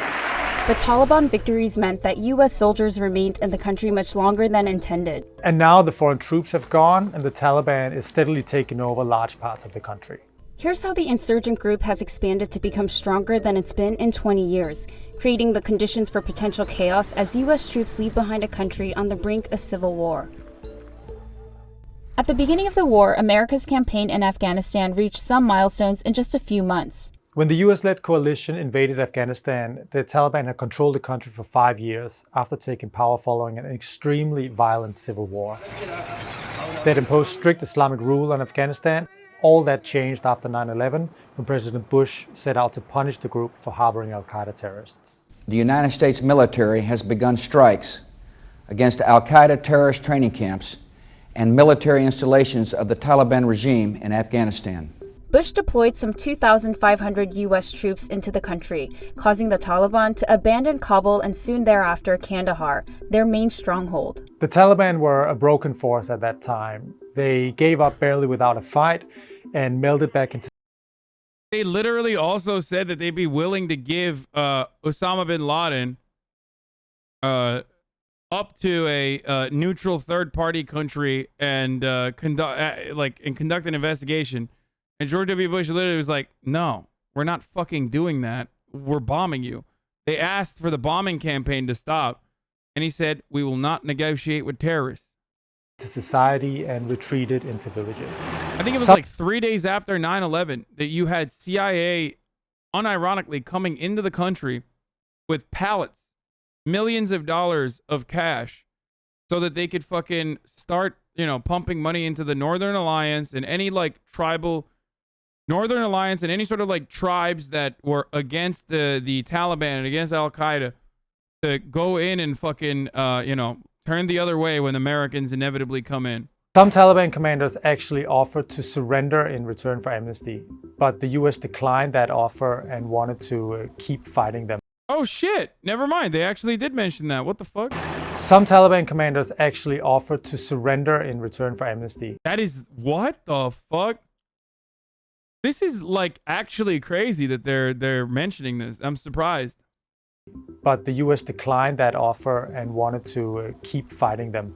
They wanted to stamp out every last terrorist from Afghanistan. Instead, the Taliban regrouped in Pakistan, where they received shelter and support with the aim of returning later. The Taliban began their The Taliban request was a flat-out stall tactic. They had no intention of actually turning over bin Laden. Their proposal was never going to be agreed to because it's so laughably bad. Okay, take a fucking week off from bombing Afghan targets then. Like, is that so hard? Like, delay boots on the ground military warfare by a week. We were there for 20 years, dude. I think they could have stalled for 1 week then and then continue the bombing campaign. But no. No, of course not. Which third-party country they were going to give him to? Pakistan? He was already fucking there at the time of his take. Wait, did they say that they were going to give him to Pakistan? The point is they were not down to negotiate at all. That's the point. So what the fuck are you saying? And also, what do you mean, what third-party Pakistan? What, you think we're not in alliance with Pakistan? Are you fucking stupid? Oh, yeah, suspiciously, they found where Osama bin Laden was. Oh, magically. Yeah, because I too watched Zero Dark 30 and got all my information from that one movie that came out like a week after fucking, or whatever, immediately after Osama bin Laden was executed. Come on, dude. Bro, they literally, dude, Osama bin Laden was hiding, jerking off the hentai, and playing like Nintendo 64 Super Smash in a fucking compound that was down the street from Pakistan's West Point Academy, okay? What the fuck do you mean? Like, what? Oh, we just had no idea, bro. That's crazy. Damn, bro, that's wild. We should probably keep occupying Afghanistan. Which we did. We literally did. We murdered, executed Osama bin Laden, okay? Allegedly. I talked to Brace for too long today. Okay, we allegedly murdered Osama bin Laden, okay? And then we still kept occupying Afghanistan, so what's up?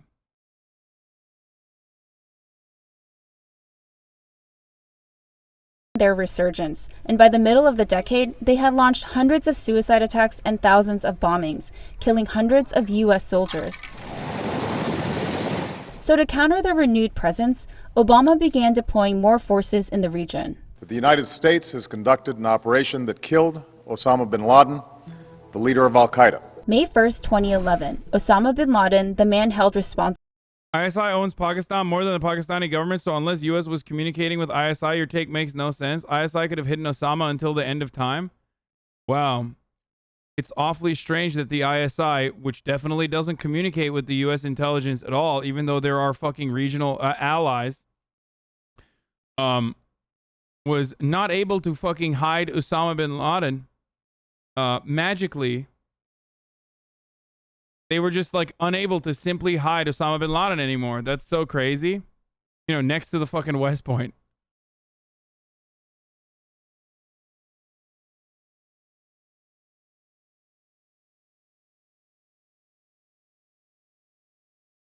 Responsible for the 9/11 attacks was killed.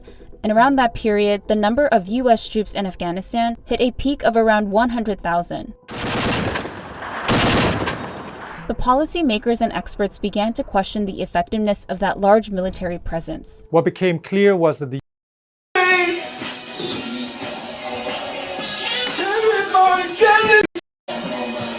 Can read mine, no you can't read my poker face.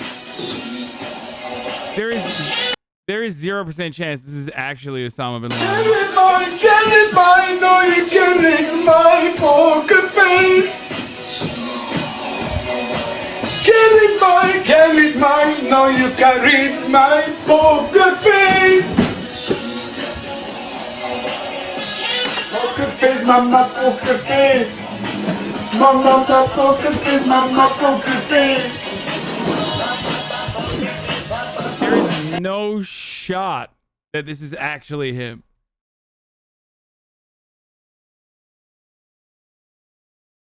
There is absolutely no fucking shot, dude.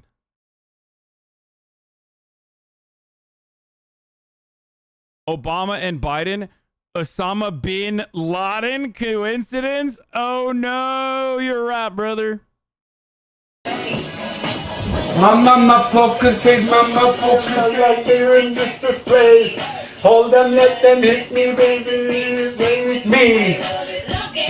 Wish and play the cause it's a pistol stuff. After he's been hooked, I'll play the one that's on his heart.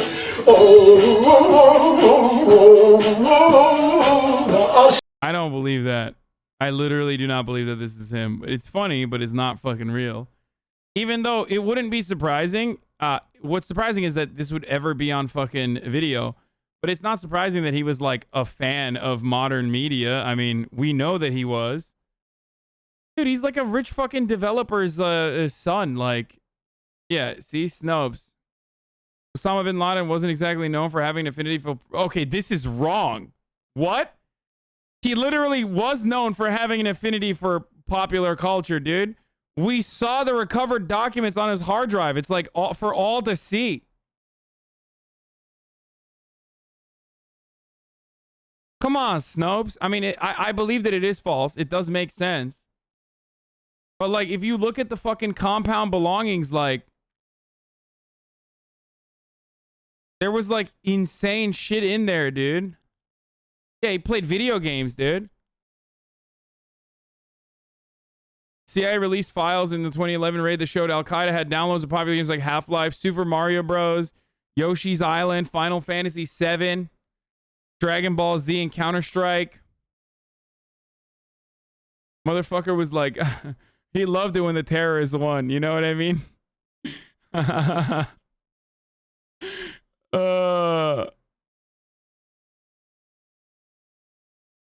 There was pornography. He had a large pornography collection. There was like literally fucking hentai in there, I think. Disney films, Ants, Cars, Chicken Little, Ice Age, Dawn of the Dinosaurs. Documentaries about himself, libraries full of conspiracy theories. He had Noam Chomsky books.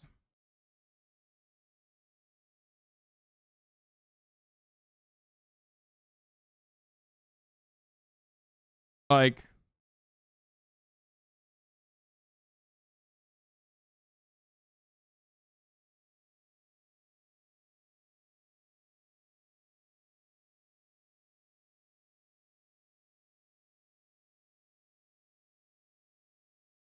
so this notion that like he wasn't fucking knowledgeable of or even like cared about or enjoyed like Western media or consumed any of that is fucking completely false. The US counterinsurgency strategy did not eradicate the Taliban. In fact, some of the more controversial tactics that the US used in Afghanistan, such as night raids and arbitrary detentions and airstrikes that sometimes killed civilians, created discontent in local... They're holding up images of... Sorry, they're holding up images of like people, so I don't want to show that part. And actually help the Taliban. This is pretty funny though. They are another reason why the Taliban are so similar to fucking. Well, these aren't Taliban. I think these are just like regular Afghanis who are fucking showing ahead of Obama. But the Tea Party did that too.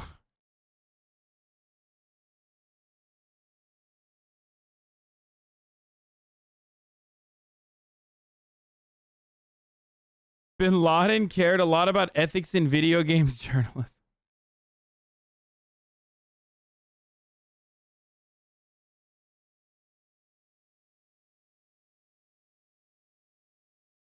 And recruit more fighters. The Taliban's recruitment... This is actually important. Remember this part again. Strategy did not eradicate... 100,000. So, U.S. invasion... Policymakers and experts began... So, Wall Street Journal is basically saying exactly what I just said, which is that the U.S. invasion created ripe ground for the Taliban to recruit more people.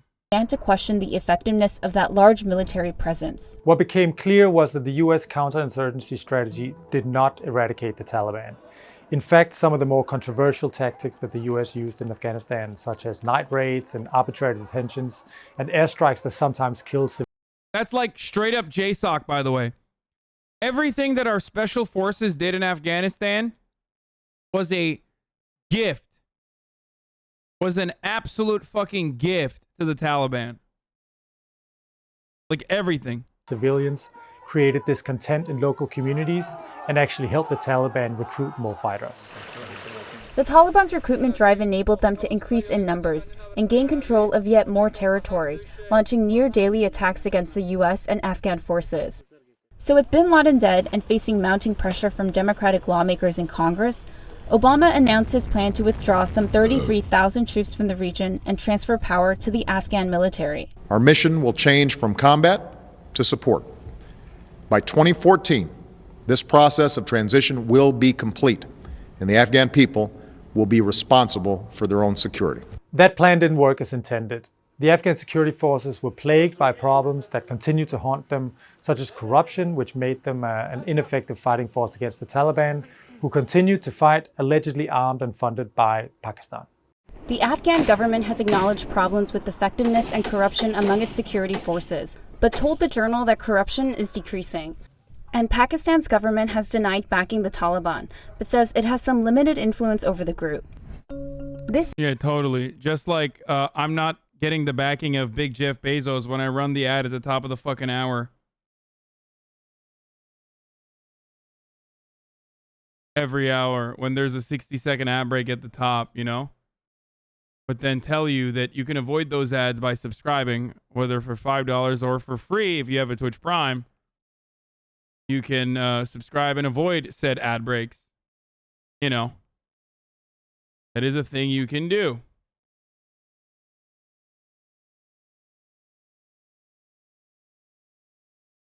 Also, you can use an ad block or a VPN, but Twitch Prime is free. If you have an Amazon Prime, that is. Here's the 1 minute ad break now.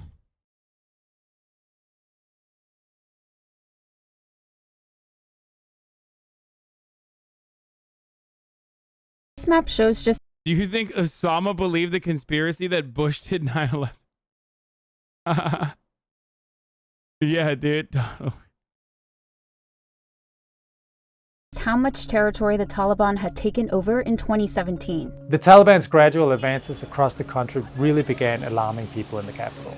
After NATO announced the end of its combat mission, the Taliban scored symbolic victories such as capturing the city of Kunduz.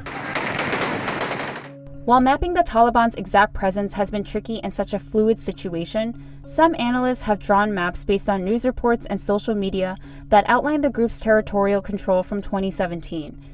At the time, the Afghan military was already struggling to hold the Taliban back, and Trump announced he was sending more troops. The security threats we face in Afghanistan and the broader region are immense. Why did Pakistan support Taliban? Dude, their fucking Taliban is like, they're people. Like, I don't know how to describe it. They're Pashtun. They're like, a lot of the Taliban fighters are literally fucking from the same tribes that are Pakistani tribes as well. It was also the Wahhabist influence within Pakistan. Like, the Taliban is also active within Pakistan as well. Some Pakistanis will unironically say, like, oh, well, the support for the Taliban by the ISI was actually done because they wanted to, you know, defend their own internal security. I don't know how true that is, but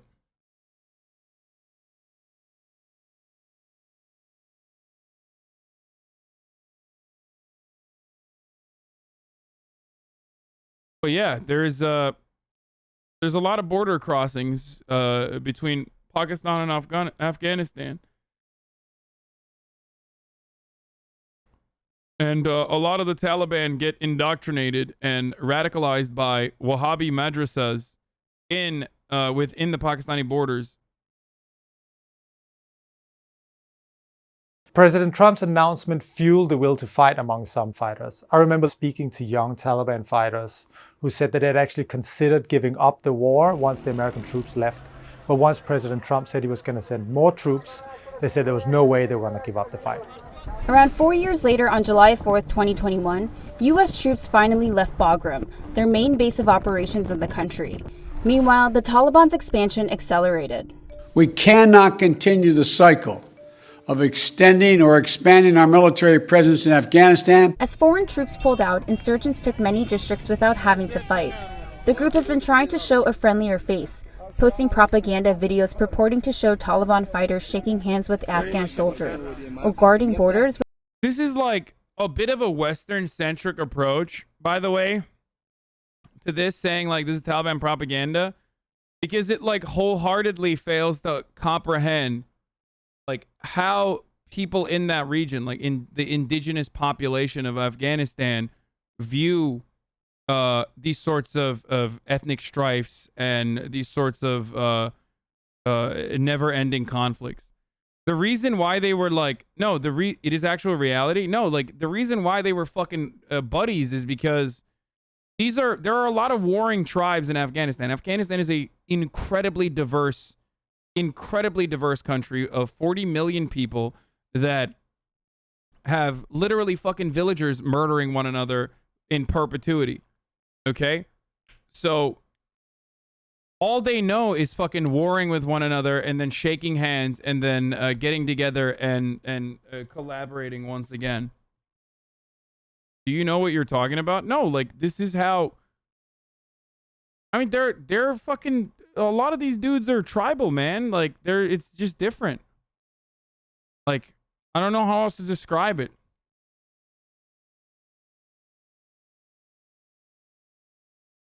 My man just what? Why are you guys saying no mega lol? Oh, do you know what you're talking about? Oh, that's why.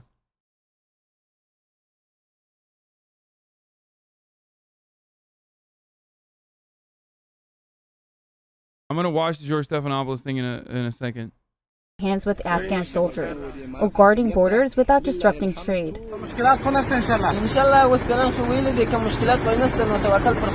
The Afghan government didn't respond to a request for comment on these images. Analysts say it's part of a campaign to legitimize the insurgency amid negotiations with the Afghan government. While the Biden administration says America's military campaign has accomplished its objectives, U.S. airstrikes against the Taliban. It's literally the biggest copium to be like, oh, dude, no, we totally won, dude. That's what we were trying to do, and we did it. Like, are expected to continue. And America plans to keep monitoring terrorist threats.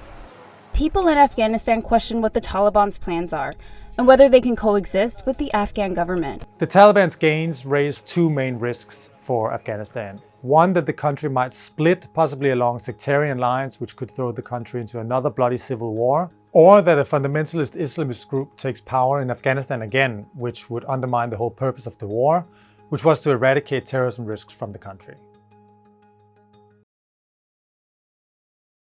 To say we won is a massive overstatement, but saying it's a complete failure? No. It's either W or an L, depending on how you look at it, depending on what you admit the American war machine's ultimate goals were. Ben, if you understand that the American war machine's ultimate goals were to fucking draw out this conflict over the course of like 20 fucking years as you lay down fat contracts for defense contractors while trying to set up like regional operations that self-fund by dark money opium trade and simultaneously create instability in the region, have bases of operation that you can fucking move around. You sell a lot of fucking guns and sell a lot of small arms, sell a lot of fucking weapons. If that was the goal, then yes, it's a massive W. But that is the goal. That is the real goal of American imperialism. But if the goal ultimately was to do whatever the fucking propaganda outlets were stating, maintain regional stability, do democracy building in Afghanistan, build a robust military force for the Afghan government so that they can have autonomy, and also eradicate the Taliban for their crime of harboring Al-Qaeda and harboring Osama bin Laden, then no, none of those goals were achieved. Taliban is stronger than ever before. They have literally gotten the country a gift wrap by the United States government. So now it's their country, okay, and it's their government.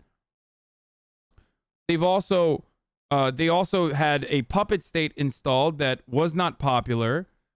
And they didn't do shit. Like, they personally they didn't accomplish any of those goals. Like, there's no fucking democratic process at all. So, you know, it didn't fucking work at all. And for people saying goal was to eliminate Al-Qaeda initially, yeah, except we literally give Al-Qaeda our weapons right now. The weapons that we have, that we sell to Saudi Arabia, makes their way into the hands of Al-Qaeda insurgents in their ongoing genocide in Yemen. You understand that, right? So, you know, if our goal was to stop Al-Qaeda in its fucking tracks, then we didn't do that either. Obviously, they're not as powerful as they once were, but other terror cells took their place regardless.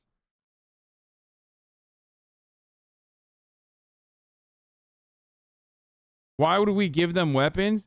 Because that's all we do, man. That's all we fucking do. All we do is give people weapons, and then we have to fight them. You know, oopsie, gotta go to war.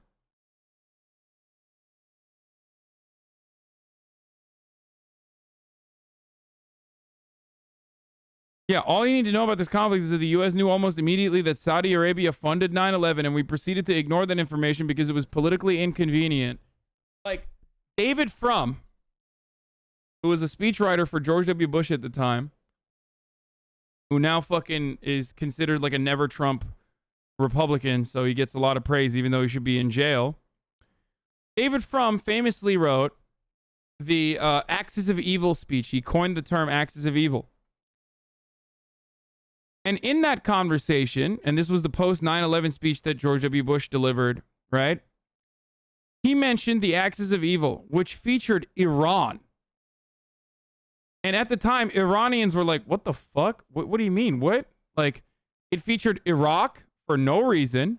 It featured Iran. It did not feature Saudi Arabia. And it literally featured Iran, which was already a natural enemy to Al-Qaeda in the region, and continued to fight Al-Qaeda in the region, and actually ISIS as well.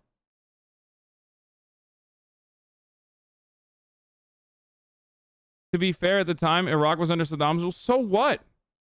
So the fuck what? You are demonstrating how simplified and how incorrect your point of view is if you think Iran and Iraq should be featured in the same fucking conversation as allies, dude.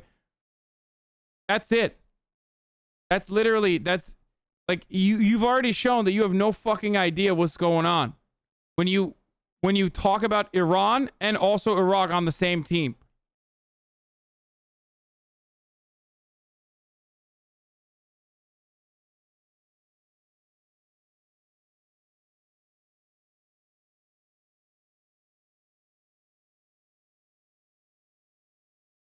Chatters don't know the difference between Shia and Sunni Islam.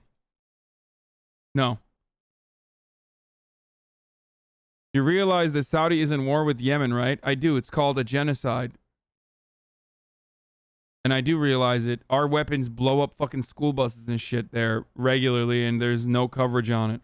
Thank you for joining us, and happy to see that you're back in the United States safely. I understand that you were in Kandahar in southern Afghanistan, that you were able to leave with the Afghan military as they were throwing down their weapons effectively on a cargo plane out of the city. What was that like? So in the end, our experience in Kandahar was a problem because we got caught there. We got stranded. When we flew in on a commercial flight, the expectation... Iraq have like 60% majority Shia. First of all, Iraq at the time was literally fucking led by Saddam. Are you insane? Iran and Iraq were not fucking allies, dude. That's what I'm saying. That's the kind of the point, dude. Was it'd take a few weeks, even when the fighting started to really get serious, we'd be able to kind of get out. I'm not trying to argue, man. I never said they were allies, and I get what you're saying, but you don't also seem to demonstrate a great understanding by saying Saddam in power, so what? Wait, I'm sorry. Yeah, of course I'm going to say Saddam was in power, so what? What, you think there was a fucking reason for invading Iraq? Are you delusional? Are you one of, like, the fucking 10 Americans remaining that still thinks that the Iraq war was a justifiable one? Are you out of your fucking mind? What the fuck did they have to do with 9/11? Literally nothing.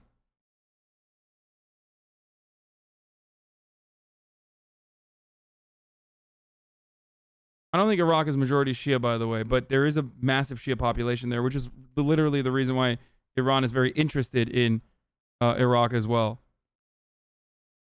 But they were never allies, and they are not allies.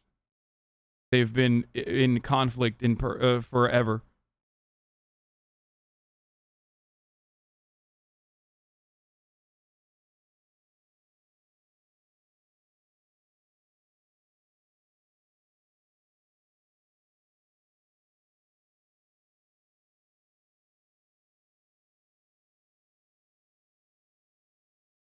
I want to hear from that guy who said, like, Saddam was in Iraq. Like,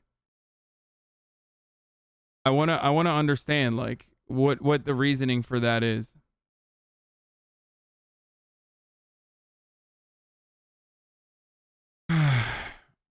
Iraq is Sunni majority. That's why ISIS had so many recruits against the Shia minority government we installed.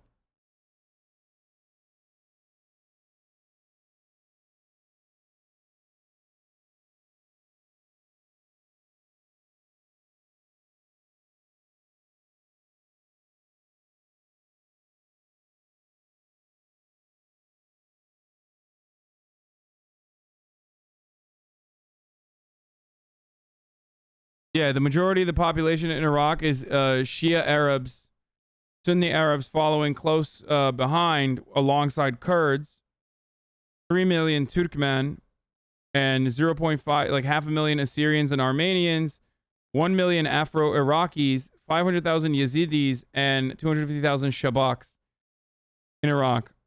40 million population. Most of the population at the 15 million is Shia Arabs now.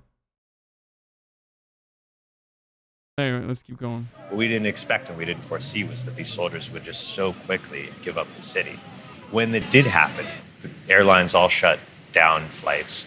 The UN evacuation flights also shut down. Everything was shutting down. And when that was happening, we started to kind of worry what we were going to do. By the end, we found ourselves with one of the most elite units in the country called the 03 unit. They are CIA trained, American funded. These guys spent 20 years becoming the go. Okay, dude. Vice is literally fucking CIA. I'm sorry.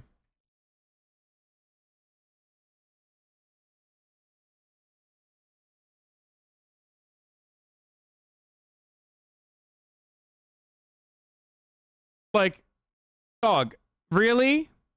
Really? I mean, Brace, I'm fucking, fuck it, dude. I'm leaking it. Brace and I talked about this as well. Because he's saying a fact? I mean, dude, literally just Google 03 unit, dude. Just fucking Google it, like I just did. Just Google it, dude. Abusive night raids by CIA-backed Afghan strike forces. Human Rights Watch.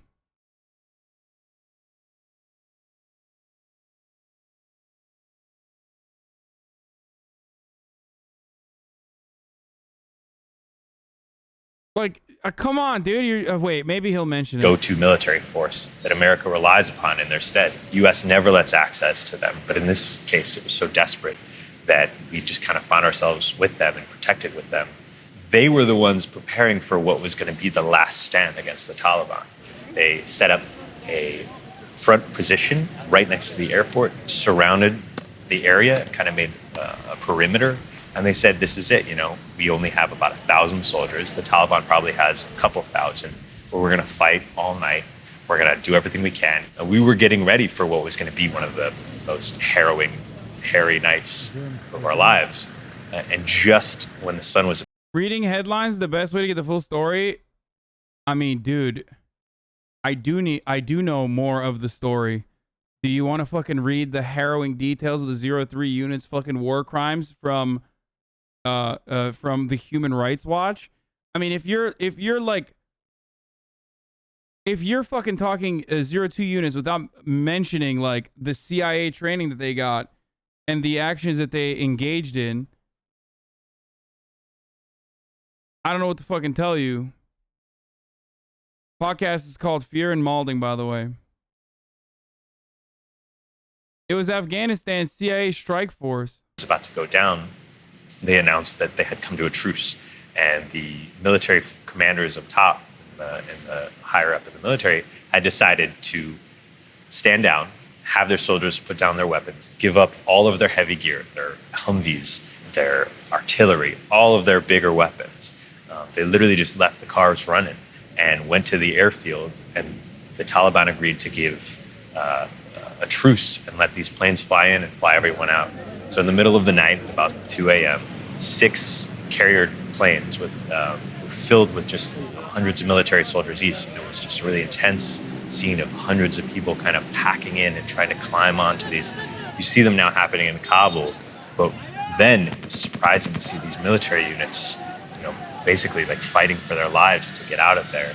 And it was a really harrowing scene. Seeing in the distance, we could see the shots in the air of tracers, which were the Taliban shooting in the air and celebrating.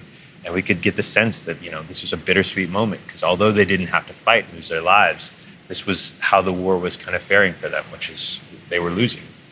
I think the story that people in Washington might be trying to tell is that the Afghan military forces had the resources they need, they just lacked the will to fight. From what you've seen and how it went down, what do you make of that? I think it's an oversimplification. And we spent a lot of time on the front line with the fighters in Kandahar, and they were exhausted. So they were outgunned, they were underfed, they were undersupplied, and they just were exhausted by it all. So this idea that they didn't have the gumption, they didn't have the ability or the will to get into the fight, it's not true. And it's disrespectful of these people that were really fighting. And when the dominoes started falling and these people were all handing it over, the bigger reality is the soldiers that did want to fight didn't have the support. Thousands of Taliban guys compared to just a few hundred willing soldiers is not a fair fight. I'm wondering what you're hearing about people on the ground that you have been in contact with who might be trying to get out, who are fearful of what a Taliban regime might entail in the near and the future, and what's going on. Yeah, people that keep saying the Afghans were just not interested in fighting kind of missed the story. They were fighting. They were just fighting on the other side. They were not fighting with you. They were fighting against you. And that's precisely why we left. They fought for 20 fucking years,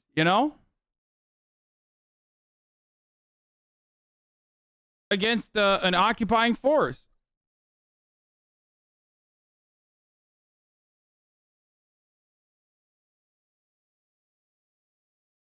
I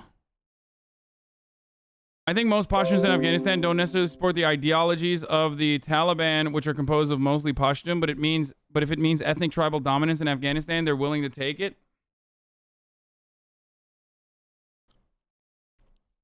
It's the biggest problem right now is that the people that are trying to get out, it's not specific to people that work with the military or people that were interpreters. It's not just any one subset. It's everyone. Everyone in the country is looking for a way out, some way or another. I'm getting calls from high military officials asking if I know anybody that they can talk to. They're calling you? They're calling me, asking if I have some contacts at some embassy or something that they don't know about. I'm getting calls from all of the people we worked with looking for any way out. And there's really no answer. So now, we're living in this world where there's not a real thought going into what's going to happen with the Afghan people.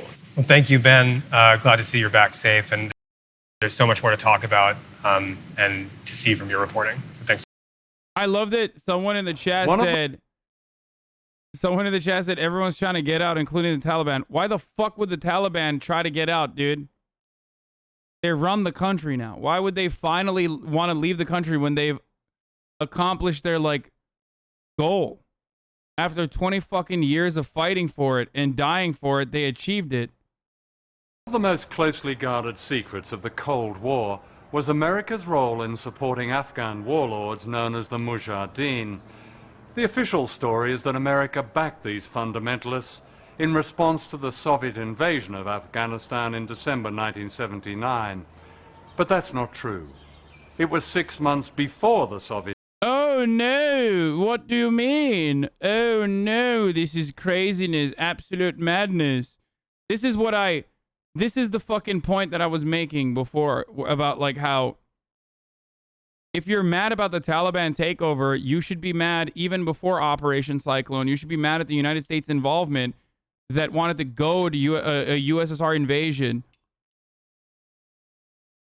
by literally drumming up insurgencies and arming the absolute tits out of them. Okay? invasion in July of against that year. the socialist government. That President Jimmy Carter authorized $500 million to help set up the Mujahideen, a terrorist organization. The American people were completely unaware that their government, together with the British Secret Service, MI6, had begun training and funding Islamic extremists, including Osama bin Laden. That's crazy, what? Out of this came the Taliban, Al-Qaeda, and September the 11th.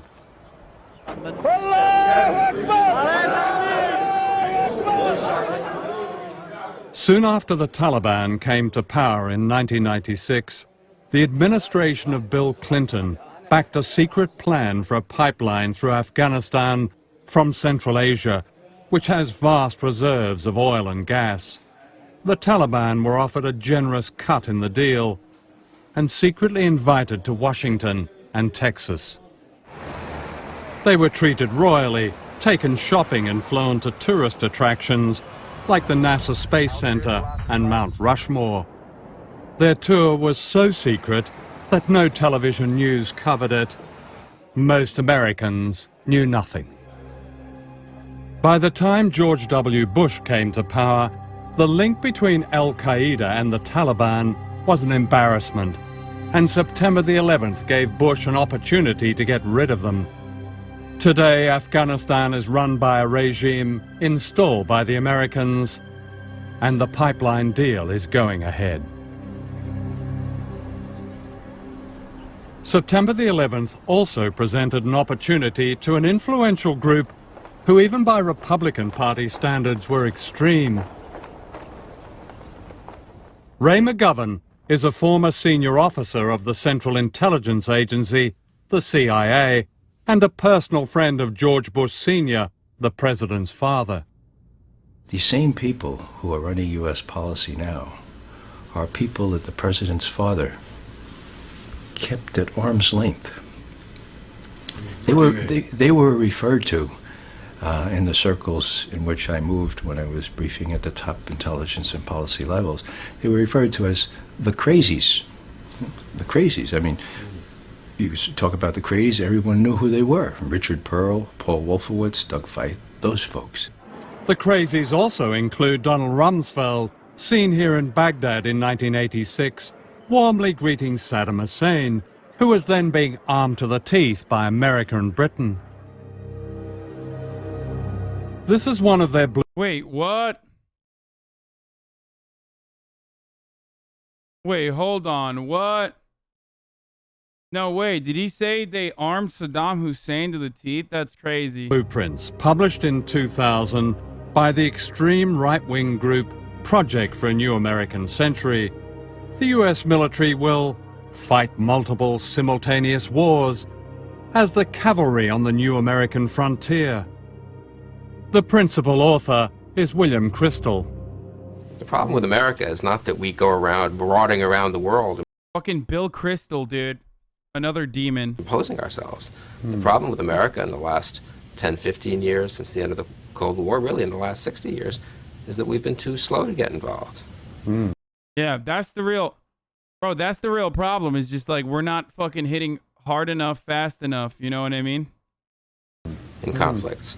Outside America, people have worried about the United States conducting an unprovoked attack on a country, a sovereign country. Are they? Are they? Yes, they are. Really? They're worried we're going to attack Britain, France, Germany, any democracy?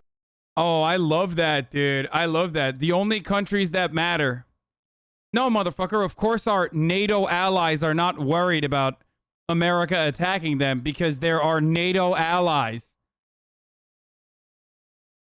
No, because... Any decent regime? No, no. Oh, decent regime. Okay, never mind. How about the American regime, bro? What's so decent about what we're doing? I hate this fucking piece of shit. I hate Never Trump Republicans so much, dude. And I hate MSNBC for fucking platforming them. And I hate the New York Times for platforming them. Like, they are not a real constituency. They are not a real collective. They're not a real group of individuals. They are mercenaries, okay? They're mercenaries in the take economy. They originally fucking justified so much bloodshed, and then they moved fucking teams, and they still continue to do that exact same thing. The fact that these dudes can run around and write Atlantic articles over and over again when they're abysmal fucking failures, when they're abysmal attitudes, they're horrific attitudes that dehumanized and led to the death of millions of fucking people in the Middle East, is not fairly adjudicated.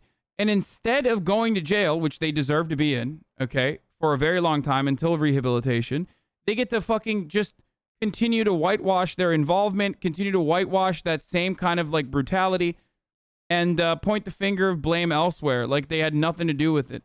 The United States doesn't usually attack strong countries. Do we attack decent countries? No, I said strong countries. Well, I was asking decent countries. I don't know Are what people you would really call, worried the U.S. is going to go, a decent, law-abiding country, and the U.S. is going to come in and say, we don't like the look of you, we're going to depose you? Is that something the U.S. has done? What about Iran? Maybe not boots on the ground military warfare, but what about the near entirety of Central America and South America? What about those countries? Law-abiding. Was Chile not law-abiding? Quite often. How many countries has the U.S. attacked in the last 15 years? All of them. The answer is like all of them with the exclusion of NATO and China and like other regional powers that this person, or superpowers around the world that this person is like correctly pointing out. Well, since World War II, there have been 72 interventions by the United States. Oh, is that right? Yes. That's ludicrous. Well, it's not ludicrous. That's ludicrous. No, that's history, you fucking piece of shit. That's the best part. That number is actually a conservative estimation, okay? And it's also increased significantly since this video was filmed. But let me just say something here, okay? The reason why Billy Crystal, old Slick Willie, can get away with like laughing at America's horrific wrongs throughout history is because most of you don't know the history. Most people don't know the history. Okay? That's it. That's literally it, because it's not taught in schools. You don't fucking hear about it. You never hear about it. Even if you go to college, you don't hear about it more often than not. Okay? So miss me with that, like, college is a Marxist indoctrination factory. Okay? Because neoliberal hegemony dictates or necessitates imperialism, and the only way to sustain it is by feeding you a steady diet of misinformation, purposeful obfuscation of the truth, omission, all of that. Ludicrous is true. These are some of the countries where the United States, directly and indirectly, has overthrown governments, manipulated elections, and attacked popular movements since 1945. Bush's war on terror is just another brand name replacing the Red Menace as justification for a systematic aggression. This is well documented, yet it remains a kind of secret history, seldom reported in the West, as a war of terror.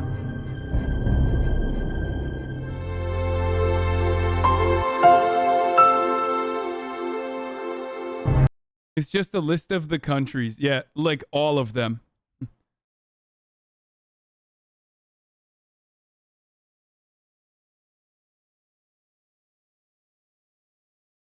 If the U.S. stops imposing its will, what's stopping Russia or China or any of the global powers from threatening the U.S.? What do you mean threatening the U.S.?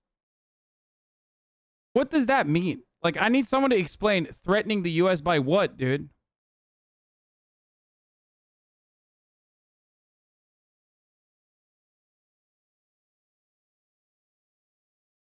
People always fucking say this, like...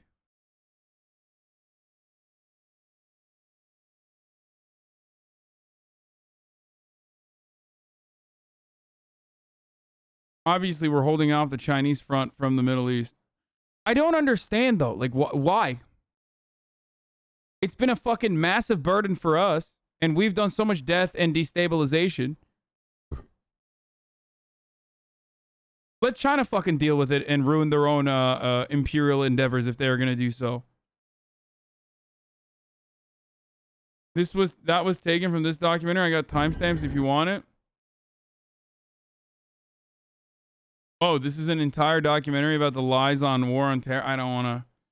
Dude, I don't want to go through another 51-minute documentary with, like, a fuckload of blood.